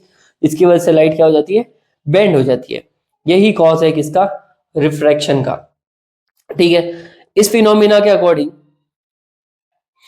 अभी नया टॉपिक आ रहा है आपके पास में, वो है principal of reversibility of light. Reversibility of light को भी हम डिनोट कर सकते हैं प्रिंसिपल की मदद से। कौन सा वाला प्रिंसिपल है, देखो इसी को ही तो हम रिवर्सिबिलिटी बोलेंगे। देखो, this principle states that if the final path of a ray of light after it suffered सर्वल reflection and refraction is reverse, it traces its path exactly. जब हम किसी लाइट को डिफरेंट डिफरेंट फिनोमिना से गुजारते हैं, जैसे कि रिफ्रैक्शन से हम आगे मिरर रख दें, ठीक है, जैसा कि डायग्राम में देख सकते हो, वी हैव अ मीडियम, एक मीडियम है रेयर मीडियम, दूसरा मीडियम है डेंसर मीडियम, और लाइट आ रही है इस मीडियम में। ठीक है, तो यहाँ पे है ना, पहली बात तो इसका होगा रिफ्रैक्शन, और रिफ्रैक्शन होगा और अंदर मैंने एक मिरर रखा है तो आगे की तरफ प्लेन मिरर है। अब क्या होगा, रिफ्लेक्शन होगा। तो इसने क्या बोला है, suffered the server reflection and refraction it's reverse. अगर अपन इसको उल्टा करें तो लाइट क्या होती है, उसके पाथ को वापस रिट्रेस करती है, जिस रास्ते से लाइट आई है उसी पाथ को फॉलो करती हुई लाइट क्या होगी, चली जाएगी। ठीक है, इसको बोलते हैं हम प्रिंसिपल ऑफ रिवर्सिबिलिटी। बहुत सिंपल सा है, देखो, for the ray going from a medium 1 to medium 2, जब लाइट रेयर मीडियम से डेंस में आ रही है तो उसके लिए आ जाएगा sine I upon sine r equal to refractive index of second with respect to 1, equation number 1 डाल देंगे। और दूसरा, the ray is reverse along its own path by a plane mirror. जब लाइट वापस रिवर्स हो जाएगी तो क्या होगा, रिवर्स हो जाएगी तो इसका मतलब वो अंदर से बाहर की तरफ जा रही है और उसी पाथ को रिट्रेस करती हुई जा रही है। तो मैं क्या लिखूंगा वहां पे, साइन आई अपॉन साइन आर, उल्टा हो गया ना, एंगल्स उल्टे, अब अंदर से बाहर जा रही है तो पहले उसका ये वाला एंगल कंसिडर किया जाएगा, फिर ये वाला एंगल इंसिडेंट वाला कंसिडर करेंगे। तो ये हो जाएगा sine I upon sine r equal to refractive index of 1 with respect to. With respect to 2 का मतलब होता है किसमें से आ रही है, और रिफ्रैक्टिव इंडेक्स ऑफ 1 बोल रहा हूं तो अगर वो 1 में जा रही है। तो इस तरह से हमारे पास में क्या हो गया, ये उल्टा लिख दिया मैंने। ये देखो यहाँ पे क्या लिखा, sine i upon sine r equal to mu 1 और इधर लिखा है sine i upon sine r upon sine i equal to mu 1 2। तो ये हो गया हमारे पास में सेकंड इक्वेशन। दोनों इक्वेशन को आपस में क्या करेंगे, हम मल्टीप्लाई कर देंगे। तो sine i upon sine r into sine r upon sine i equal to mu 1 equal to mu 1 2। जैसे ही मैं इसको रखूंगा तो यहाँ पे ना देखो, साइन आई से साइन आई कैंसिल आउट हो गया बच्चों, साइन आर से साइन आर भी कैंसिल आउट हो गया, तो हमें क्या मिला, 1 मिल गया। और इसको हम लिख सकते हैं और हमारे पास में सिंप्लीफाई करने पे ही फॉर्मूला आ जाएगा। इसे ही हम क्या बोलते हैं, प्रिंसिपल ऑफ रिवर्सिबिलिटी। ठीक है, ये याद रखना, not so important topic but आपके काम की चीज है, क्योंकि इस फॉर्मूला पे बेस्ड क्वेश्चन जरूर आते हैं।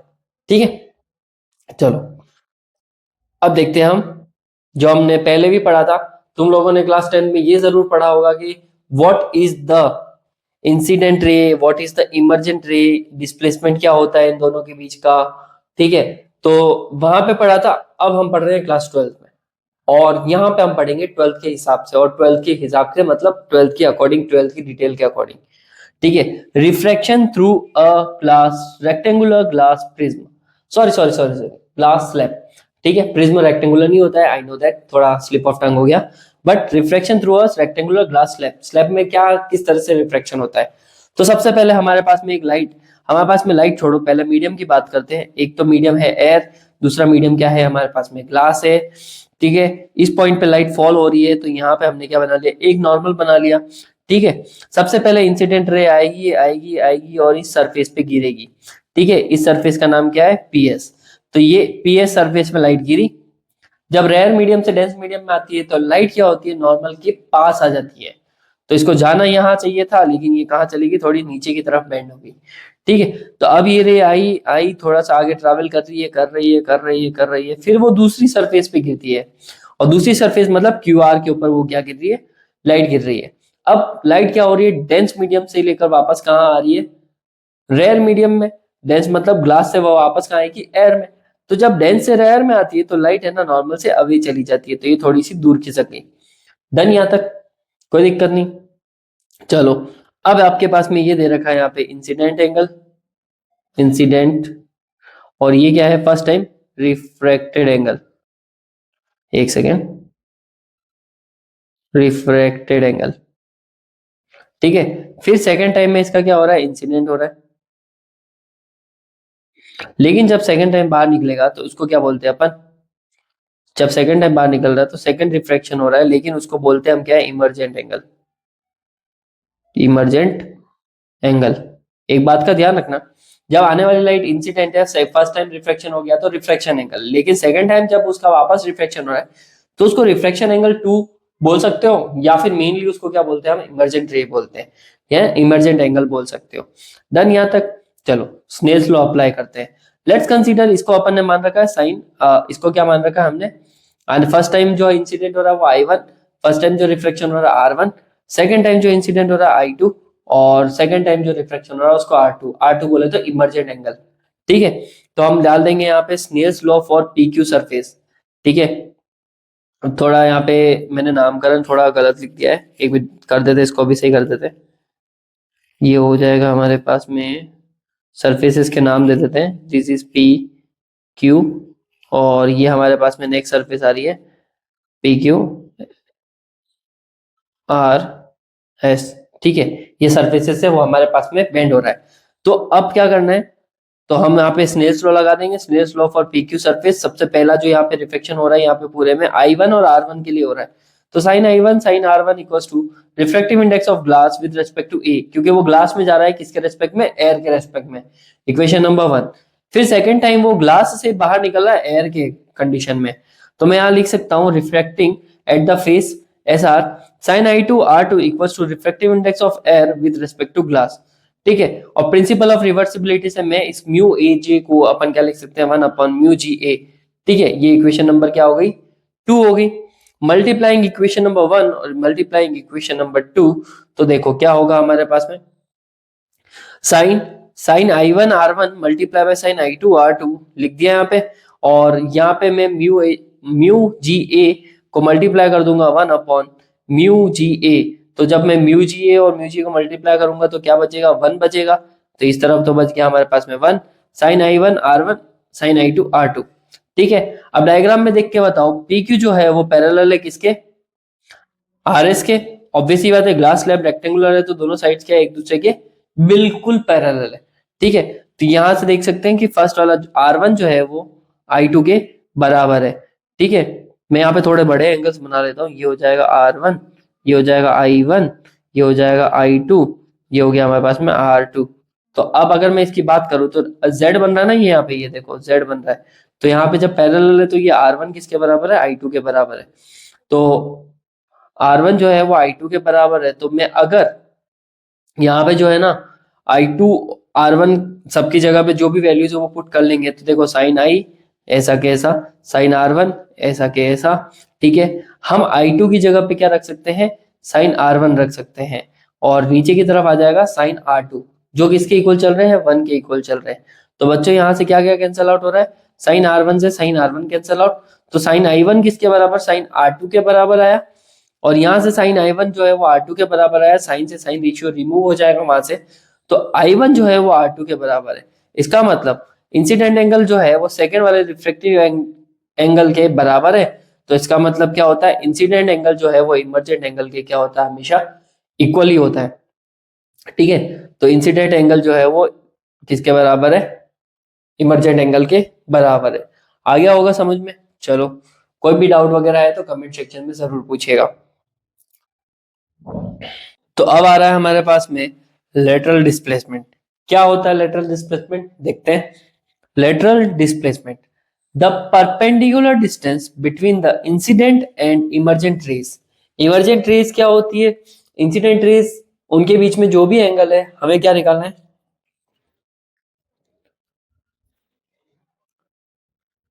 तो अब आ रहा है हमारे पास में लेटरल डिस्प्लेसमेंट। क्या होता है लेटरल डिस्प्लेसमेंट, देख लेते हैं। ठीक है, the perpendicular distance between the incident and emergent rays when light is incident obliquely on a reflecting slab with parallel faces called lateral shift और लेटरल डिस्प्लेसमेंट। होता क्या है एक्चुअल में, मैंने तुम्हें अभी थोड़ी देर पहले बताया कि इंसिडेंट एंगल जो है वो हमारे पास में सेकेंड टाइम जो रिफ्लेक्शन होता है उस एंगल के बराबर होता है। मतलब कि देखो हमारे पास में अगर फर्स्ट टाइम यहाँ पे रिफ्लेक्शन हो रहा है मतलब I1, लेकिन सेकेंड टाइम जो रिफ्लेक्शन हो रहा है ये उस एंगल के ये बराबर होता है, लेकिन उस एंगल के अकॉर्डिंग जो रे बाहर निकलती है उसका नाम क्या है हमारे पास में, इमर्जेंट, इमर्जेंट रे। ठीक है, और ये वाली रे कौन सी है, इंसिडेंट रे, इंसिडेंट रे। तो इंसिडेंट रे का देखना पाथ को ट्रेस करते हैं। सबसे पहले वो ए बी पाथ से आई, वो आई और इस पॉइंट पे फॉल हुई, तो उसको जाना कहाँ चाहिए था, ये जो मैंने ब्लैक वाली लाइन बना रखी है उधर, लेकिन ये जा कहाँ पे रही है, नीचे की तरफ, because bending towards the normal. फिर उसके बाद में ये इस तरफ बेंड हो जाएगी सेकेंड रिफ्लेक्शन में।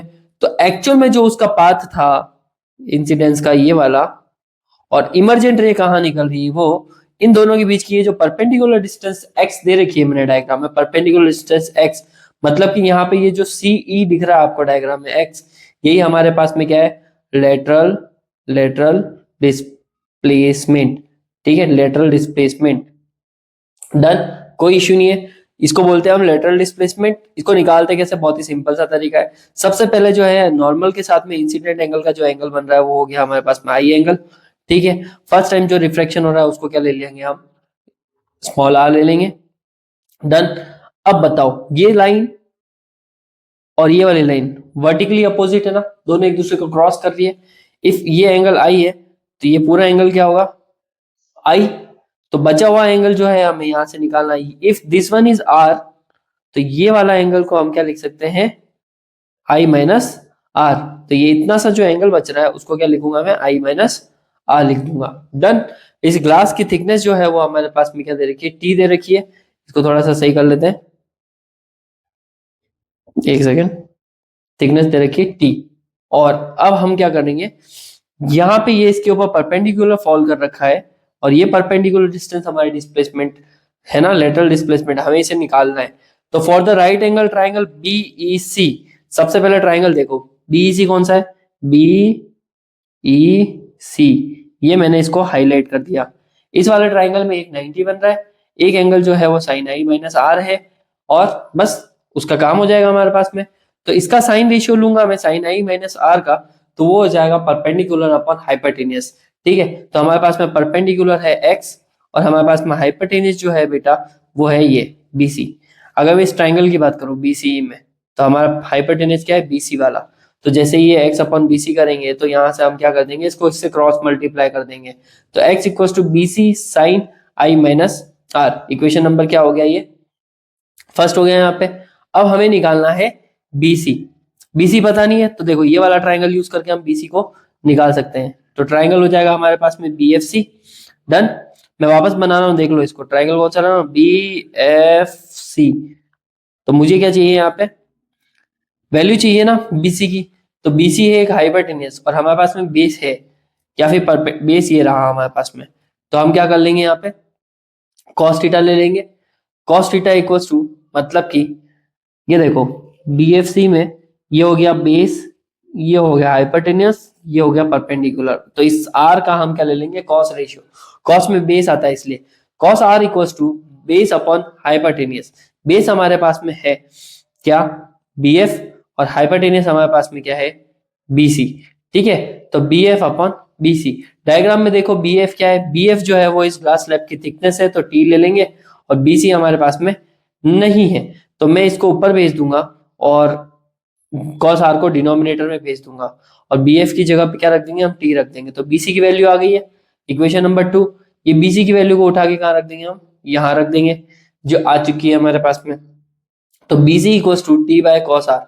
इक्वेशन नंबर 2 से जैसे वैल्यू रखूंगा तो x की वैल्यू आ गई, x equal to t by cos r sine i minus sine r. तो ये जो वैल्यू आई है इसको क्या बोलते हैं हम, लेटरल डिस्प्लेसमेंट। आपको इसका फॉर्मूला याद रखना है, इसका डेरिवेशन कोई भी नहीं पूछेगा, ठीक है। तो लेटरल डिस्प्लेसमेंट आपको निकालना है। And the displacement of the emergent tree can not exceed the thickness of the glass slab. मतलब कि इमर्जेंट ट्री का मतलब हम कह सकते हैं कि लेटरल डिस्प्लेसमेंट की वैल्यू ग्लास स्लैब की थिकनेस से कभी भी ज्यादा नहीं मिलेगी आपको। इस चीज का थोड़ा आप ध्यान रखना। अब आ रहा है बच्चों हमारे पास में रियल डेप्थ और अपेरेंट डेप्थ।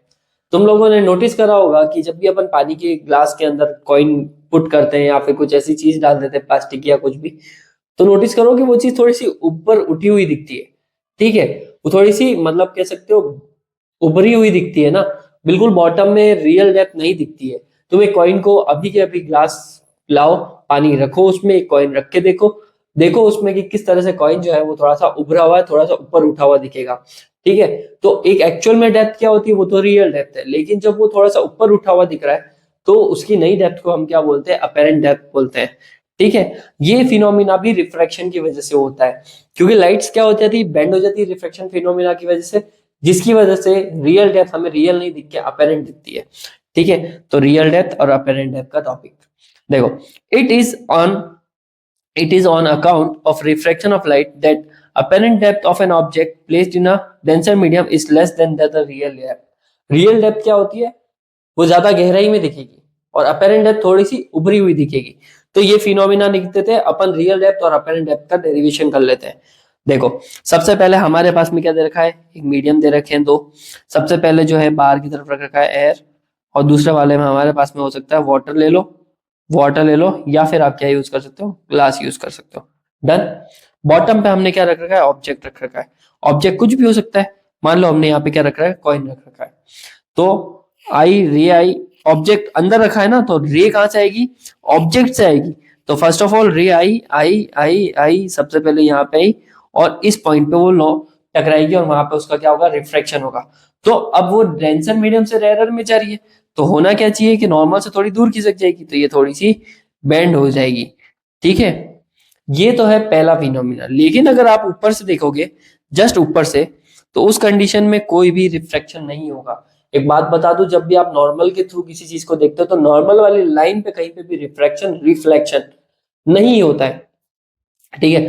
तो यहाँ पे क्या हो जाएगा, यहाँ से रे आई और सीधी चली जाएगी। तो दो कंडीशन हमने यहाँ पे ले रखी है। रे को कहाँ आना चाहिए था, यहाँ पे, वो हमें कैसा दिख रहा है, थोड़ा सा ऊपर उठा हुआ दिख रहा है। तो हमारा ऑब्जेक्ट कहाँ है, ये रहा, और हमारी इमेज कहाँ बन रही है, थोड़ी ऊपर की तरफ उठी हुई बन रही है, ठीक है। This point is point for object, then this point is for the image, ठीक है। ये हो गया आपके पास में डायग्राम। तो पूरा ऊपर से लेकर डेप्थ तक जो है वो है हमारे पास में रियल डेप्थ, और जहां पर हमारी इमेज बन रही है वहां से लेकर ये जो है उसको हम क्या बोलेंगे, अपेरेंट डेप्थ, थोड़ा ऊपर उठा हुआ दिख रहा है। From the Snell's law, refractive index of air with respect to water, air का वाटर के रिस्पेक्ट में इसलिए ले रहे हैं क्योंकि लाइट किस में जा रही है, एयर में जा रही है। तो refractive index of air with respect to water को लिखूंगा साइन आई अपॉन साइन आर। डन, लिख देंगे अपन। अब हमें साइन आई चाहिए और साइन आर चाहिए। तो देखो यहाँ पे हमारे पास में क्या है, आई कहाँ है, ये रहा।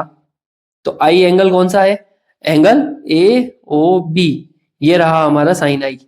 डन, कोई दिक्कत नहीं। उसी तरह से साइन आर क्या है हमारे पास में, ए आई बी, ये वाला एंगल, ठीक है। तो इस साइन आई को लिख दूंगा sine A O B, sine r को लिख दूंगा साइन ए आई बी, ठीक है। अब साइन का फॉर्मूला आता है परपेंडिकुलर अपॉन हाइपोटेन्यूज। तो साइन की जगह पे डाल देंगे, पहले वाले ए ओ बी के लिए डालेंगे, हमारा परपेंडिकुलर जो है बेटा वो हो जाएगा ए बी, क्योंकि देखो एंगल के सामने वाला हमेशा परपेंडिकुलर होता है।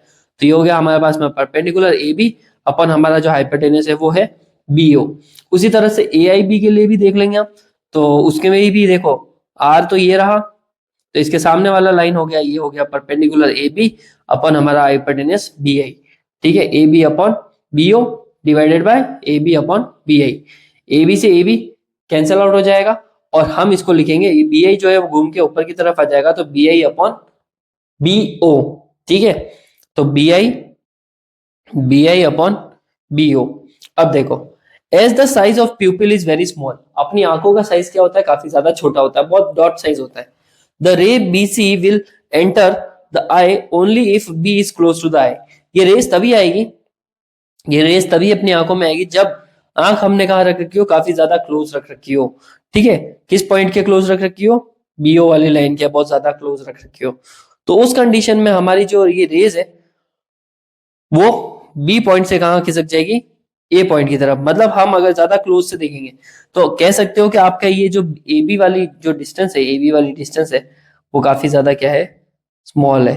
और ए बी वाली डिस्टेंस है तो एंगल आई और एंगल आर भी क्या है हमारे, काफी स्मॉल है। तो हम कह सकते हैं बीओ जो लाइन है, बीओ वो लाइन किसके नियरली इक्वल्स टू ए आई, ए ओ के बराबर है। उसी तरह से बी आई जो है वो भी किसके बराबर है, ए आई के बराबर है। नियरली इक्वल से एक्यूरेटली इक्वल नहीं है। ठीक है, प्यूपिल का साइज छोटा होने की वजह से रेज और पॉइंट सारे क्लोज आ सकते हैं। ठीक है, तो अजम्पशन के अकॉर्डिंग बी आई जो है वो नियरली इक्वल है ए आई के, बीओ है वो किसके नियरली इक्वल है, ए ओ के। ठीक है, डायग्राम में देखो क्या बता रहा हूँ, बीओ है वो किसके इक्वल है, ए ओ के। उसी तरह से बी आई जो है वो किसके इक्वल है, ए आई के बराबर है। डन। चलो अब आगे चलते हैं। तो हमने क्या कर दिया, बी ए की जगह पे ए डाल दिया, बी ओ की जगह पे ए ओ डाल दिया। डन। तो 10 इसको आप क्या लिख सकते हो, डब्ल्यू ए को, डब्ल्यू म्यू ए को क्या लिख सकते हो, ए म्यू डब्ल्यू लिख सकते हो रिवर्सिबिलिटी के अकॉर्डिंग। और ए ओ हमारा है रियल डेप्थ और ए आई जो है वो हमारा अपेरेंट डेप्थ है। तो आपके पास में रिलेशन आ गया कि रिफ्लेक्टिव इंडेक्स जो होता है वो real depth upon apparent depth के बराबर होता है। ठीक है, तो बस इतना सही था। और डायग्राम में अगर बात करूं मैं तो वो है हमारे पास में नॉर्मल शिफ्ट।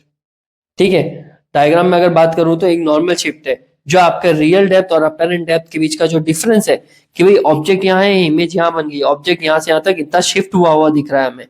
तो रियल डेप्थ में से अगर अपेरेंट डेप्थ को माइनस करूं तो मुझे ये जो शिफ्टमेंट दिखा है कि भाई हाँ वो था कहाँ पे और बन कहाँ पे रहा है, तो ये जो शिफ्ट हुआ है ना इसको क्या बोलते हैं हम, नॉर्मल शिफ्ट बोलते हैं। देखो, the height through which an object appears to be raised, वो हाइट जहां तक ऑब्जेक्ट रेज हुआ हुआ अपीयर हो रहा है in a denser medium is called normal shift. ठीक है, तो नॉर्मल शिफ्ट को आप लिख सकते हो जैसे मैंने आपको डेफिनेशन बताई है कि रियल डेप्थ में से अगर मैं अपेरेंट डेप्थ को माइनस करूंगा तो पता पड़ जाएगा कि वो चीज कहां से कहां तक शिफ्ट हुई है। तो एओ माइनस ए आई, मतलब कि अगर मैं एओ में से ए आई को माइनस करूं, ठीक है, एओ में से हम ए आई को माइनस करें तो मुझे क्या मिलेगा, ओ आई। ये जो शिफ्टमेंट है इसको नॉर्मल शिफ्ट बोलते हैं। तो डायग्राम में जो चीजें हैं आप एओ को एओ ही रहने दो और ए आई को मैं कहां से निकाल सकता हूँ, ए आई इक्वल्स टू क्या हो सकता है हमारे पास में, A I equals to AO upon U हो सकता है हमारे पास में। ठीक है, कहां से लिया हमने, ये वाला रिलेशन से। ठीक है, क्योंकि ये क्या होता है, इक्वल्स टू रिफ्रैक्टिव इंडेक्स होता है। डन बेटा। तो आप क्या लिख सकते हो इसको, एओ अपॉन रिफ्रैक्टिव इंडेक्स इसके बराबर ए आई के बराबर। तो ये आ गया, यहाँ पे डाल दिया, एओ कॉमन निकल गया, 1 - 1 अपॉन म्यू आ गया हमारे पास में। एओ की वैल्यू जो है वो टी के बराबर है, डायग्राम में देखोगे तो। ठीक है, दिख रहा है ना यहाँ पे, एओ की जो वैल्यू है वो थिकनेस के बराबर है, इसकी जो भी थिकनेस वगैरह है। तो आप यहाँ पे एओ की जगह थिकनेस डाल दो, तो ये आ गई आपके पास में नॉर्मल शिफ्ट। ठीक है बेटा, तो ये है हमारा नॉर्मल शिफ्ट, अपेरेंट डेप्थ और रियल डेप्थ का रिलेशन। ठीक है, आगे बढ़ते हैं। अब हमारे पास में आ रहा है total internal reflection. Total internal reflection क्या होता है, देखो सिंपल सा चीज है, कोई इतना कॉम्प्लिकेट फिनोमिना नहीं है। The phenomena in which a ray of light travelling at an angle of incident greater than the critical angle. ठीक है, जब भी लाइट किसी डेंसर मीडियम में रखी हो और उस लाइट की रेस रेयर मीडियम की तरफ जा रहे हो, क्या बता रहा हूँ, डेंसर मीडियम से रेयरर में जाना चाहिए, पहली कंडीशन है टी आई आर होने की। तो जब देखो हमारे पास में एक ऑब्जेक्ट रख रखा है, तो सबसे पहले नॉर्मल के थ्रू उसका रिफ्लेक्शन करवाया तो सीधी चलेगी। उसके बाद में रे को थोड़ा सा बेंड करवाया, इंसिडेंट एंगल इतना, फिर इंसिडेंट एंगल इतना, इंसिडेंट एंगल इतना। एक एक टाइम ऐसा आता है जब इंसिडेंट एंगल इस तरह से फॉल होता है कि बाहर निकलने वाली लाइट 90 डिग्री पे निकलती है। ठीक है, उसको तो हम बोलते हैं क्रिटिकल एंगल। जब लाइट डेंसर मीडियम से रेयर मीडियम में जाती है और सरफेस पे फॉल करती है तो इस तरह से वो बाहर निकलेगी, इस तरह से वो बाहर निकलेगी कि रिफ्लेक्शन जो होगा वो 90 डिग्री पे होगा, जिसको हम क्रिटिकल एंगल बोलते हैं। तो क्रिटिकल एंगल से ज्यादा अगर एंगल पे वो रिफ्लेक्शन होता है तो उस फिनोमिना को हम क्या बोलते हैं, टोटल इंटरनल रिफ्लेक्शन। डेफिनेशन पे चलते हैं वापस कि the phenomena in which a ray of light travelling eight an angle of incident greater than the critical angle, जब लाइट ट्रैवल करती है इंसिडेंट पे और वो एंगल क्या है, greater than the critical angle, मतलब 90 डिग्री से ज्यादा के एंगल पे वो जब ट्रैवल करती है from denser medium to rare medium and is totally reflected back into the denser medium, तो उस कंडीशन में वो रे बाहर नहीं जाके वापस उसी मीडियम में आ जाएगी। ठीक है, is called the total internal reflection. ठीक है, देखो रे को इस तरह से डाला, पहले वाले कंडीशन में कोई एंगल नहीं बना रही, फिर थोड़ा सा इंसिडेंट एंगल बना रही वो ऐसे चलेगी, थोड़ा सा इंसिडेंट एंगल बना रही कि वो 90 पे चलेगी। यहां तक तो ठीक है कि हाँ भाई वो बाहर नहीं जा रही है, वो सरफेस सरफेस पे ही है अभी भी। ठीक है, लेकिन ऐसा एंगल भी आएगा जब वो क्रिटिकल एंगल से भी ज्यादा एंगल पे अंदर की तरफ ही बेंड हो जाएगी। इस तरह के फिनोमिना को अपन क्या बोलते हैं, टोटल इंटरनल रिफ्लेक्शन बोलते हैं। इसमें क्या होता है कि रेस बाहर जाती नहीं है, और रेस बाहर नहीं जाती तो वो अंदर ही अंदर क्या करती है, रिफ्लेक्शन करती है। ठीक है, उसी मीडियम में वापस आने को अपन क्या बोलते हैं, रिफ्लेक्शन बोलते हैं। ठीक है, इसको बोलते हैं टोटल इंटरनल रिफ्लेक्शन। इससे डायमंड चमकना, ऑप्टिकल फाइबर वाली कंडीशन, मिराज, बहुत से फिनोमिना होते हैं। ठीक है, the angle of incidence in the denser medium for which the angle of refraction is a rarer medium is 90। Incident angle का वो एंगल, ठीक है, आई की वो वैल्यू जिसकी वजह से बाहर निकलते समय रिफ्रैक्शन एंगल 90 डिग्री हो जाए, है ना, medium is 90, is called critical angle. तो उस एंगल को क्या बोलेंगे, क्रिटिकल एंगल बोलेंगे of denser medium and is denoted by IC. ठीक है, उसको डेंसर मीडियम में क्रिटिकल एंगल बोलेंगे और उसको किससे डिनोट किया जाता है, आईसी से। तो ये वाला जो एंगल हुआ हमारा जिसकी वजह से रिफ्लेक्शन 90 हो रहा है, उस एंगल को क्या बोल रहे हैं, उस इंसिडेंट एंगल को क्या बोल रहे हैं, हम क्रिटिकल एंगल बोल रहे हैं। ठीक है, नेसेसरी कंडीशन क्या है टोटल इंटरनल रिफ्लेक्शन होने की, कि necessary condition for TIR, short में टीआईआर बोलूंगा मैं यहाँ पे। ठीक है, light must travel from rare denser medium to the rare medium, light का डेंसर से रेयर मीडियम में आना कंपलसरी है, तो ही टीआईआर का फिनोमिना होगा। And the angle of incident in the denser medium must be greater than the critical angle, critical angle से ज्यादा के एंगल पर ही टीआईआर होता है, उससे कम पे नहीं होता है। इस बात का भी आप थोड़ा ध्यान रखना। तो रिलेशन निकालते हैं अपन कि the relation between critical angle मतलब IC and refractive index mu, इसमें क्या होता है, देखो sine I upon sine R equals to mu 1 2 लिख दिया, refractive index equals to 1 upon mu 2। आप जैसा चाहे वैसा लिख सकते हो according to principle of reversibility, जहां पर इंसिडेंट एंगल क्या है हमारा क्रिटिकल, रिफ्रैक्शन एंगल क्या है 90, क्योंकि रिफ्रैक्शन 90 पे ही होना है। ठीक है, तो जैसे ही यहाँ पे मैं साइन आर की जगह पे साइन 90 डालूंगा तो वो 1 हो जाएगा, तो sine I c equal to 1 upon mu 2 और 1 mu 2 equal to sine I C.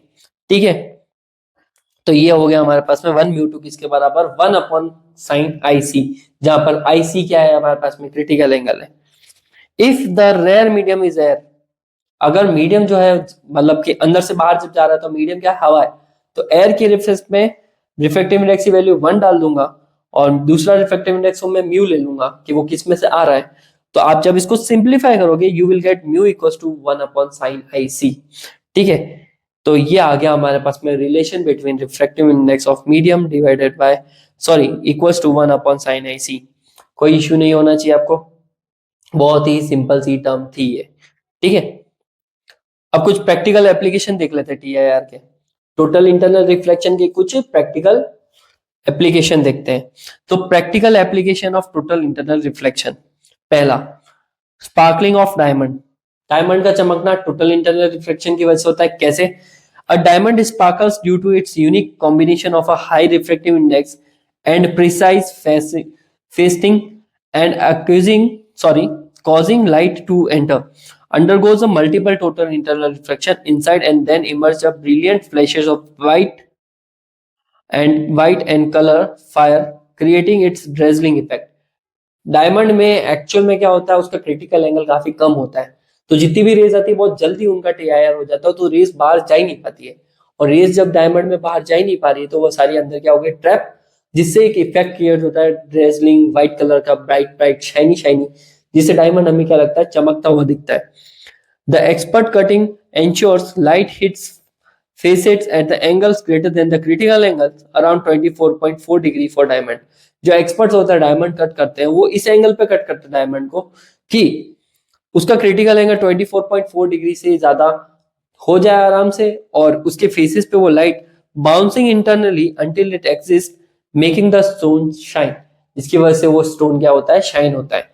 Sparkling of diamond बहुत बार पूछा गया है, 1 नंबर के अंदर क्वेश्चन आ सकता है, तो थोड़ा ध्यान रखना। फिर आता है मिराज। मिराज क्या होता है? अब mirage is an optical illusion often seen in the shimmering water on a hot roads और इन डेजर्ट।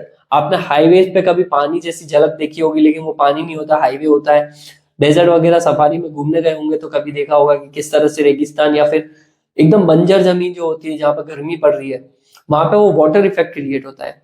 बट ये वाटर इफेक्ट एक्चुअल में सिर्फ दिखने में होता है, इल्यूजन होता है, वहां पे कोई वाटर होता नहीं है। ठीक है, ये फिनोमिना जो होता है उसको मिराज बोलते हैं। और हॉट रोड्स और डेजर्ट में होता है caused by the total internal reflection. ये होता क्यों है मैं बताता हूँ। Of light through layers of air with a varying temperature and densities. जब रोड की सरफेस की हवा जो होती है वो गर्म हो जाती है। पहले इसको पूरा पढ़ लेते हैं एक बार के लिए कि मिराज एक ऑप्टिकल इल्यूजन होता है often seen as a shimmering water on hot roads deserts caused by the total internal reflection of light through layers of air with varying temperatures and densities where cooler denser air meets hotter less dense air। जब ठंडी हवा गर्म हवा से मिलती है तो एक लेयर क्रिएट होती है। देखो होता क्या है, मान लो कि ना सरफेस आई, सूरज की रोशनी की वजह से ये जो सरफेस है वो क्या हो गई, गर्म हो गई। और ये गर्म होने की वजह से इसके आसपास की हवा भी क्या हो गई, हॉट। लेकिन अभी भी ऊपर की जो हवा है वो क्या है, कोल्ड है। तो नीचे की हवा हॉट होने की वजह से और ऊपर की हवा कूल होने की वजह से ऊपर की जो एयर है वो किसके जैसा बिहेव करेगी, डेंस मीडियम जैसा। और नीचे वाली हवा किसके जैसा बिहेव करेगी, रेयर मीडियम जैसा। और रोशनी जब उस रेयर डेंस मीडियम से रेड मीडियम पे इस तरह से गिरती है कि वो रे नीचे उस मीडियम में डेंस रेयर मीडियम में जाएगी भी नहीं और वो बाउंस बैक होकर अपनी आंखों तक आ जाएगी, जिससे अपने को क्या लगेगा कि एक शाइनी शाइनी मिरर जैसा सरफेस है, वो वाटर जैसा इफेक्ट और इल्यूजन दिखाएगा। तो वहां पे हॉट एयर की वजह से वो लगेगा हमें इल्यूजन, और इसे हम क्या बोलते हैं, मिराज बोलते हैं। ठीक है, ध्यान रखना, बहुत ही सिंपल सा ये हमारे पास में इंसिडेंट होता है और कोई कॉम्प्लिकेशन नहीं है। आप अगर इस डायग्राम को याद रखो तो आपको यहाँ से ज्यादा इजीली समझ में आ जाएगा। ठीक है, अब आ रहे हैं हमारे पास में टोटली रिफ्लेक्टिंग प्रिज्म। इसके डायग्राम्स और इसके क्वेश्चंस बहुत ही फ्रिक्वेंटली पूछे जाते हैं। ठीक है, तो इंपॉर्टेंट का ध्यान रखना, ये इंपॉर्टेंट में ही आता है। टोटली रिफ्लेक्टिंग प्रिज्म क्या होता है ये, राइट एंगल आइसोसेलेस प्रिज्म, एक ऐसा प्रिज्म जिसमें एक 90 डिग्री का एंगल बन रहा हो और आइसोसेलेस बोले तो उसकी दो साइड्स क्या हो, इक्वल हो। इन एसेंस उसका कॉम्बिनेशन कुछ ऐसा होगा बच्चों, एक एंगल 45, एक 90 और एक 45। और prism is called a totally reflecting prism. इस तरह के प्रिज्म को टीआईआर वाला प्रिज्म बोलते हैं, क्योंकि इसमें क्या होता है, लाइट जब फॉल होती है ना, तो लाइट ऐसे सर्टेन एंगल्स पे फॉल होती है कि वो वापस बाउंस बैक होके उल्टा मुड़ के उसी पाथ को रिट्रेस करता हो लाइट चली जाती है। ठीक है, इन प्रिज्म का काम क्या होता है, whenever ray falls normally on any face of a such prism, इस तरह के प्रिज्म पे जब भी किसी फेस पे लाइट गिरती है, it is incident on the inside face at a 45, तो वो सरफेस पे 45 के एंगल पे गिरेगी। That is at an angle greater than the critical angle, जो प्रिज्म के क्रिटिकल एंगल से ज्यादा है। तो होगा क्या, एंगल अबाउट 42 डिग्री, प्रिज्म का 42 डिग्री के आसपास होता है। हेंस दिस रे is always totally internally reflected, और रेज का टीआईआर हो जाता है और रेज बाउंस बैक होकर वापस उल्टी आ जाती है। ठीक है, कुछ आपको डायग्राम्स दे रखे हैं तो आपको देखना है कि जैसे कि मेरे पास एक ऑब्जेक्ट था, पी क्यू, रेज आई, टकराई और नाइट से 45 डिग्री से क्या हो गई, वो बाउंस बैक हो गई। ये फर्स्ट वाला Prisma, second Prisma, third Prisma. देखो जब वो उसके हाइपोटेन्यूज से फॉलो होगी तो कुछ इस तरह का फिनोमिना होगा, जब वो उसके परपेंडिकुलर या बेस से फॉलो होगी तो कुछ इस तरह का फिनोमिना होगा, और जब वो इस तरह से फॉलो होगी तो कुछ इस तरह से वो बाउंस बैक हो जाएगी। तो इन चीजों का आपको ध्यान रखना है। ठीक है, इसके डायग्राम मैटर करते हैं। ठीक है, डेफिनेशन तो और कोई पूछ ले कभी कि टोटली रिफ्लेक्टिंग प्रिज्म क्या होता है, दो सिंपल सा है कि भाई ये आइसोसेलेस दो इक्वल साइड वाला 45, 90 और 45 वाला क्या होता है, एक प्रिज्म होता है, जिसका काम क्या होता है, चीजों को टोटली रिफ्लेक्शन करने के लिए। ठीक है, इसमें होगा क्या कि भाई 100% आप उसको एक्यूरेटली बैंड करवा सकते हो, क्योंकि ये मिरर नहीं है, यहाँ पे स्फेरिकल एब्रेशन नहीं होगा। इसकी वजह से प्रिज्म को क्या किया जाता है, यहाँ पे यूज किया जाता है। ठीक है बच्चों, अब हमारे पास में आ रहा है लेंसेस, सॉरी ऑप्टिकल फाइबर। ठीक है, ऑप्टिकल फाइबर्स क्या होती है, ये भी टीआईआर के फिनोमिना पे काम करती है, थोड़ा ध्यान रखना बच्चों। An optical fibre is a hair thin long strands of a quality glass or quartz surrounded by a glass coating of slightly lower refractive index. Optical fibre cables होती है ग्लास की, जिसमें अंदर की तरफ जो होता है वो क्या होता है हमारे पास में क्वालिटी ग्लास हो सकता है, क्वार्ट्स हो सकता है, और उसके ऊपर एक लेयर चढ़ाई जाती है जिसकी वो भी ग्लास कोटिंग ही होती है बाय द वे, लेकिन वो जो लेयर होती है वो कम रिफ्रैक्टिव इंडेक्स की होती है। तो जब भी इन केबल्स के अंदर सिग्नल्स या फिर आप कह सकते हो रेज या फिर कोई ऑप्टिकल सिग्नल्स को डाला जाए तो उसकी वजह से वो डेंसर मीडियम से रेयर की तरफ जाने की तरफ कोशिश करेगा। तो ऑप्टिकल फाइबर्स के अंदर जब आप रेस को डालते हो तो वो क्रिटिकल एंगल फॉलो करते हुए बाउंस बैक और टकराती हुई वो रेस कैसे ऐसे चली जाती है, उसको डाला ही इस तरह से जाता है कि क्रिटिकल एंगल से वो ज्यादा एंगल बना ले, तो उसका टीआईआर होता रहता है अंदर और रेस ट्रैवल करती करती टकराती हुई आगे की तरफ चली जाती है। ऑप्टिकल सिग्नल्स को एक जगह से दूसरी जगह भेजने के लिए इन ऑप्टिकल फाइबर्स का यूज करते हैं। पूरी ग्लास की बनी रहती है, जिससे डायग्राम में देख सकते हो। इस पर प्लास्टिक की कोटिंग होती है, क्लैडिंग होती है, कम रिफ्रैक्टिव इंडेक्स, अंदर की तरफ फाइबर होती है और इस फाइबर के अंदर की तरफ क्या होता है ग्लासेस वगैरह होते हैं। ठीक है, it is used as a guided medium for transmitting an optical signal from one place to another medium. ठीक है, एक जगह से दूसरी जगह तक भेजने के लिए, किसको भेजने के लिए, ऑप्टिकल सिग्नल्स को, ये एक मीडियम का काम करता है। ठीक है, तो ये है हमारे पास में ऑप्टिकल फाइबर।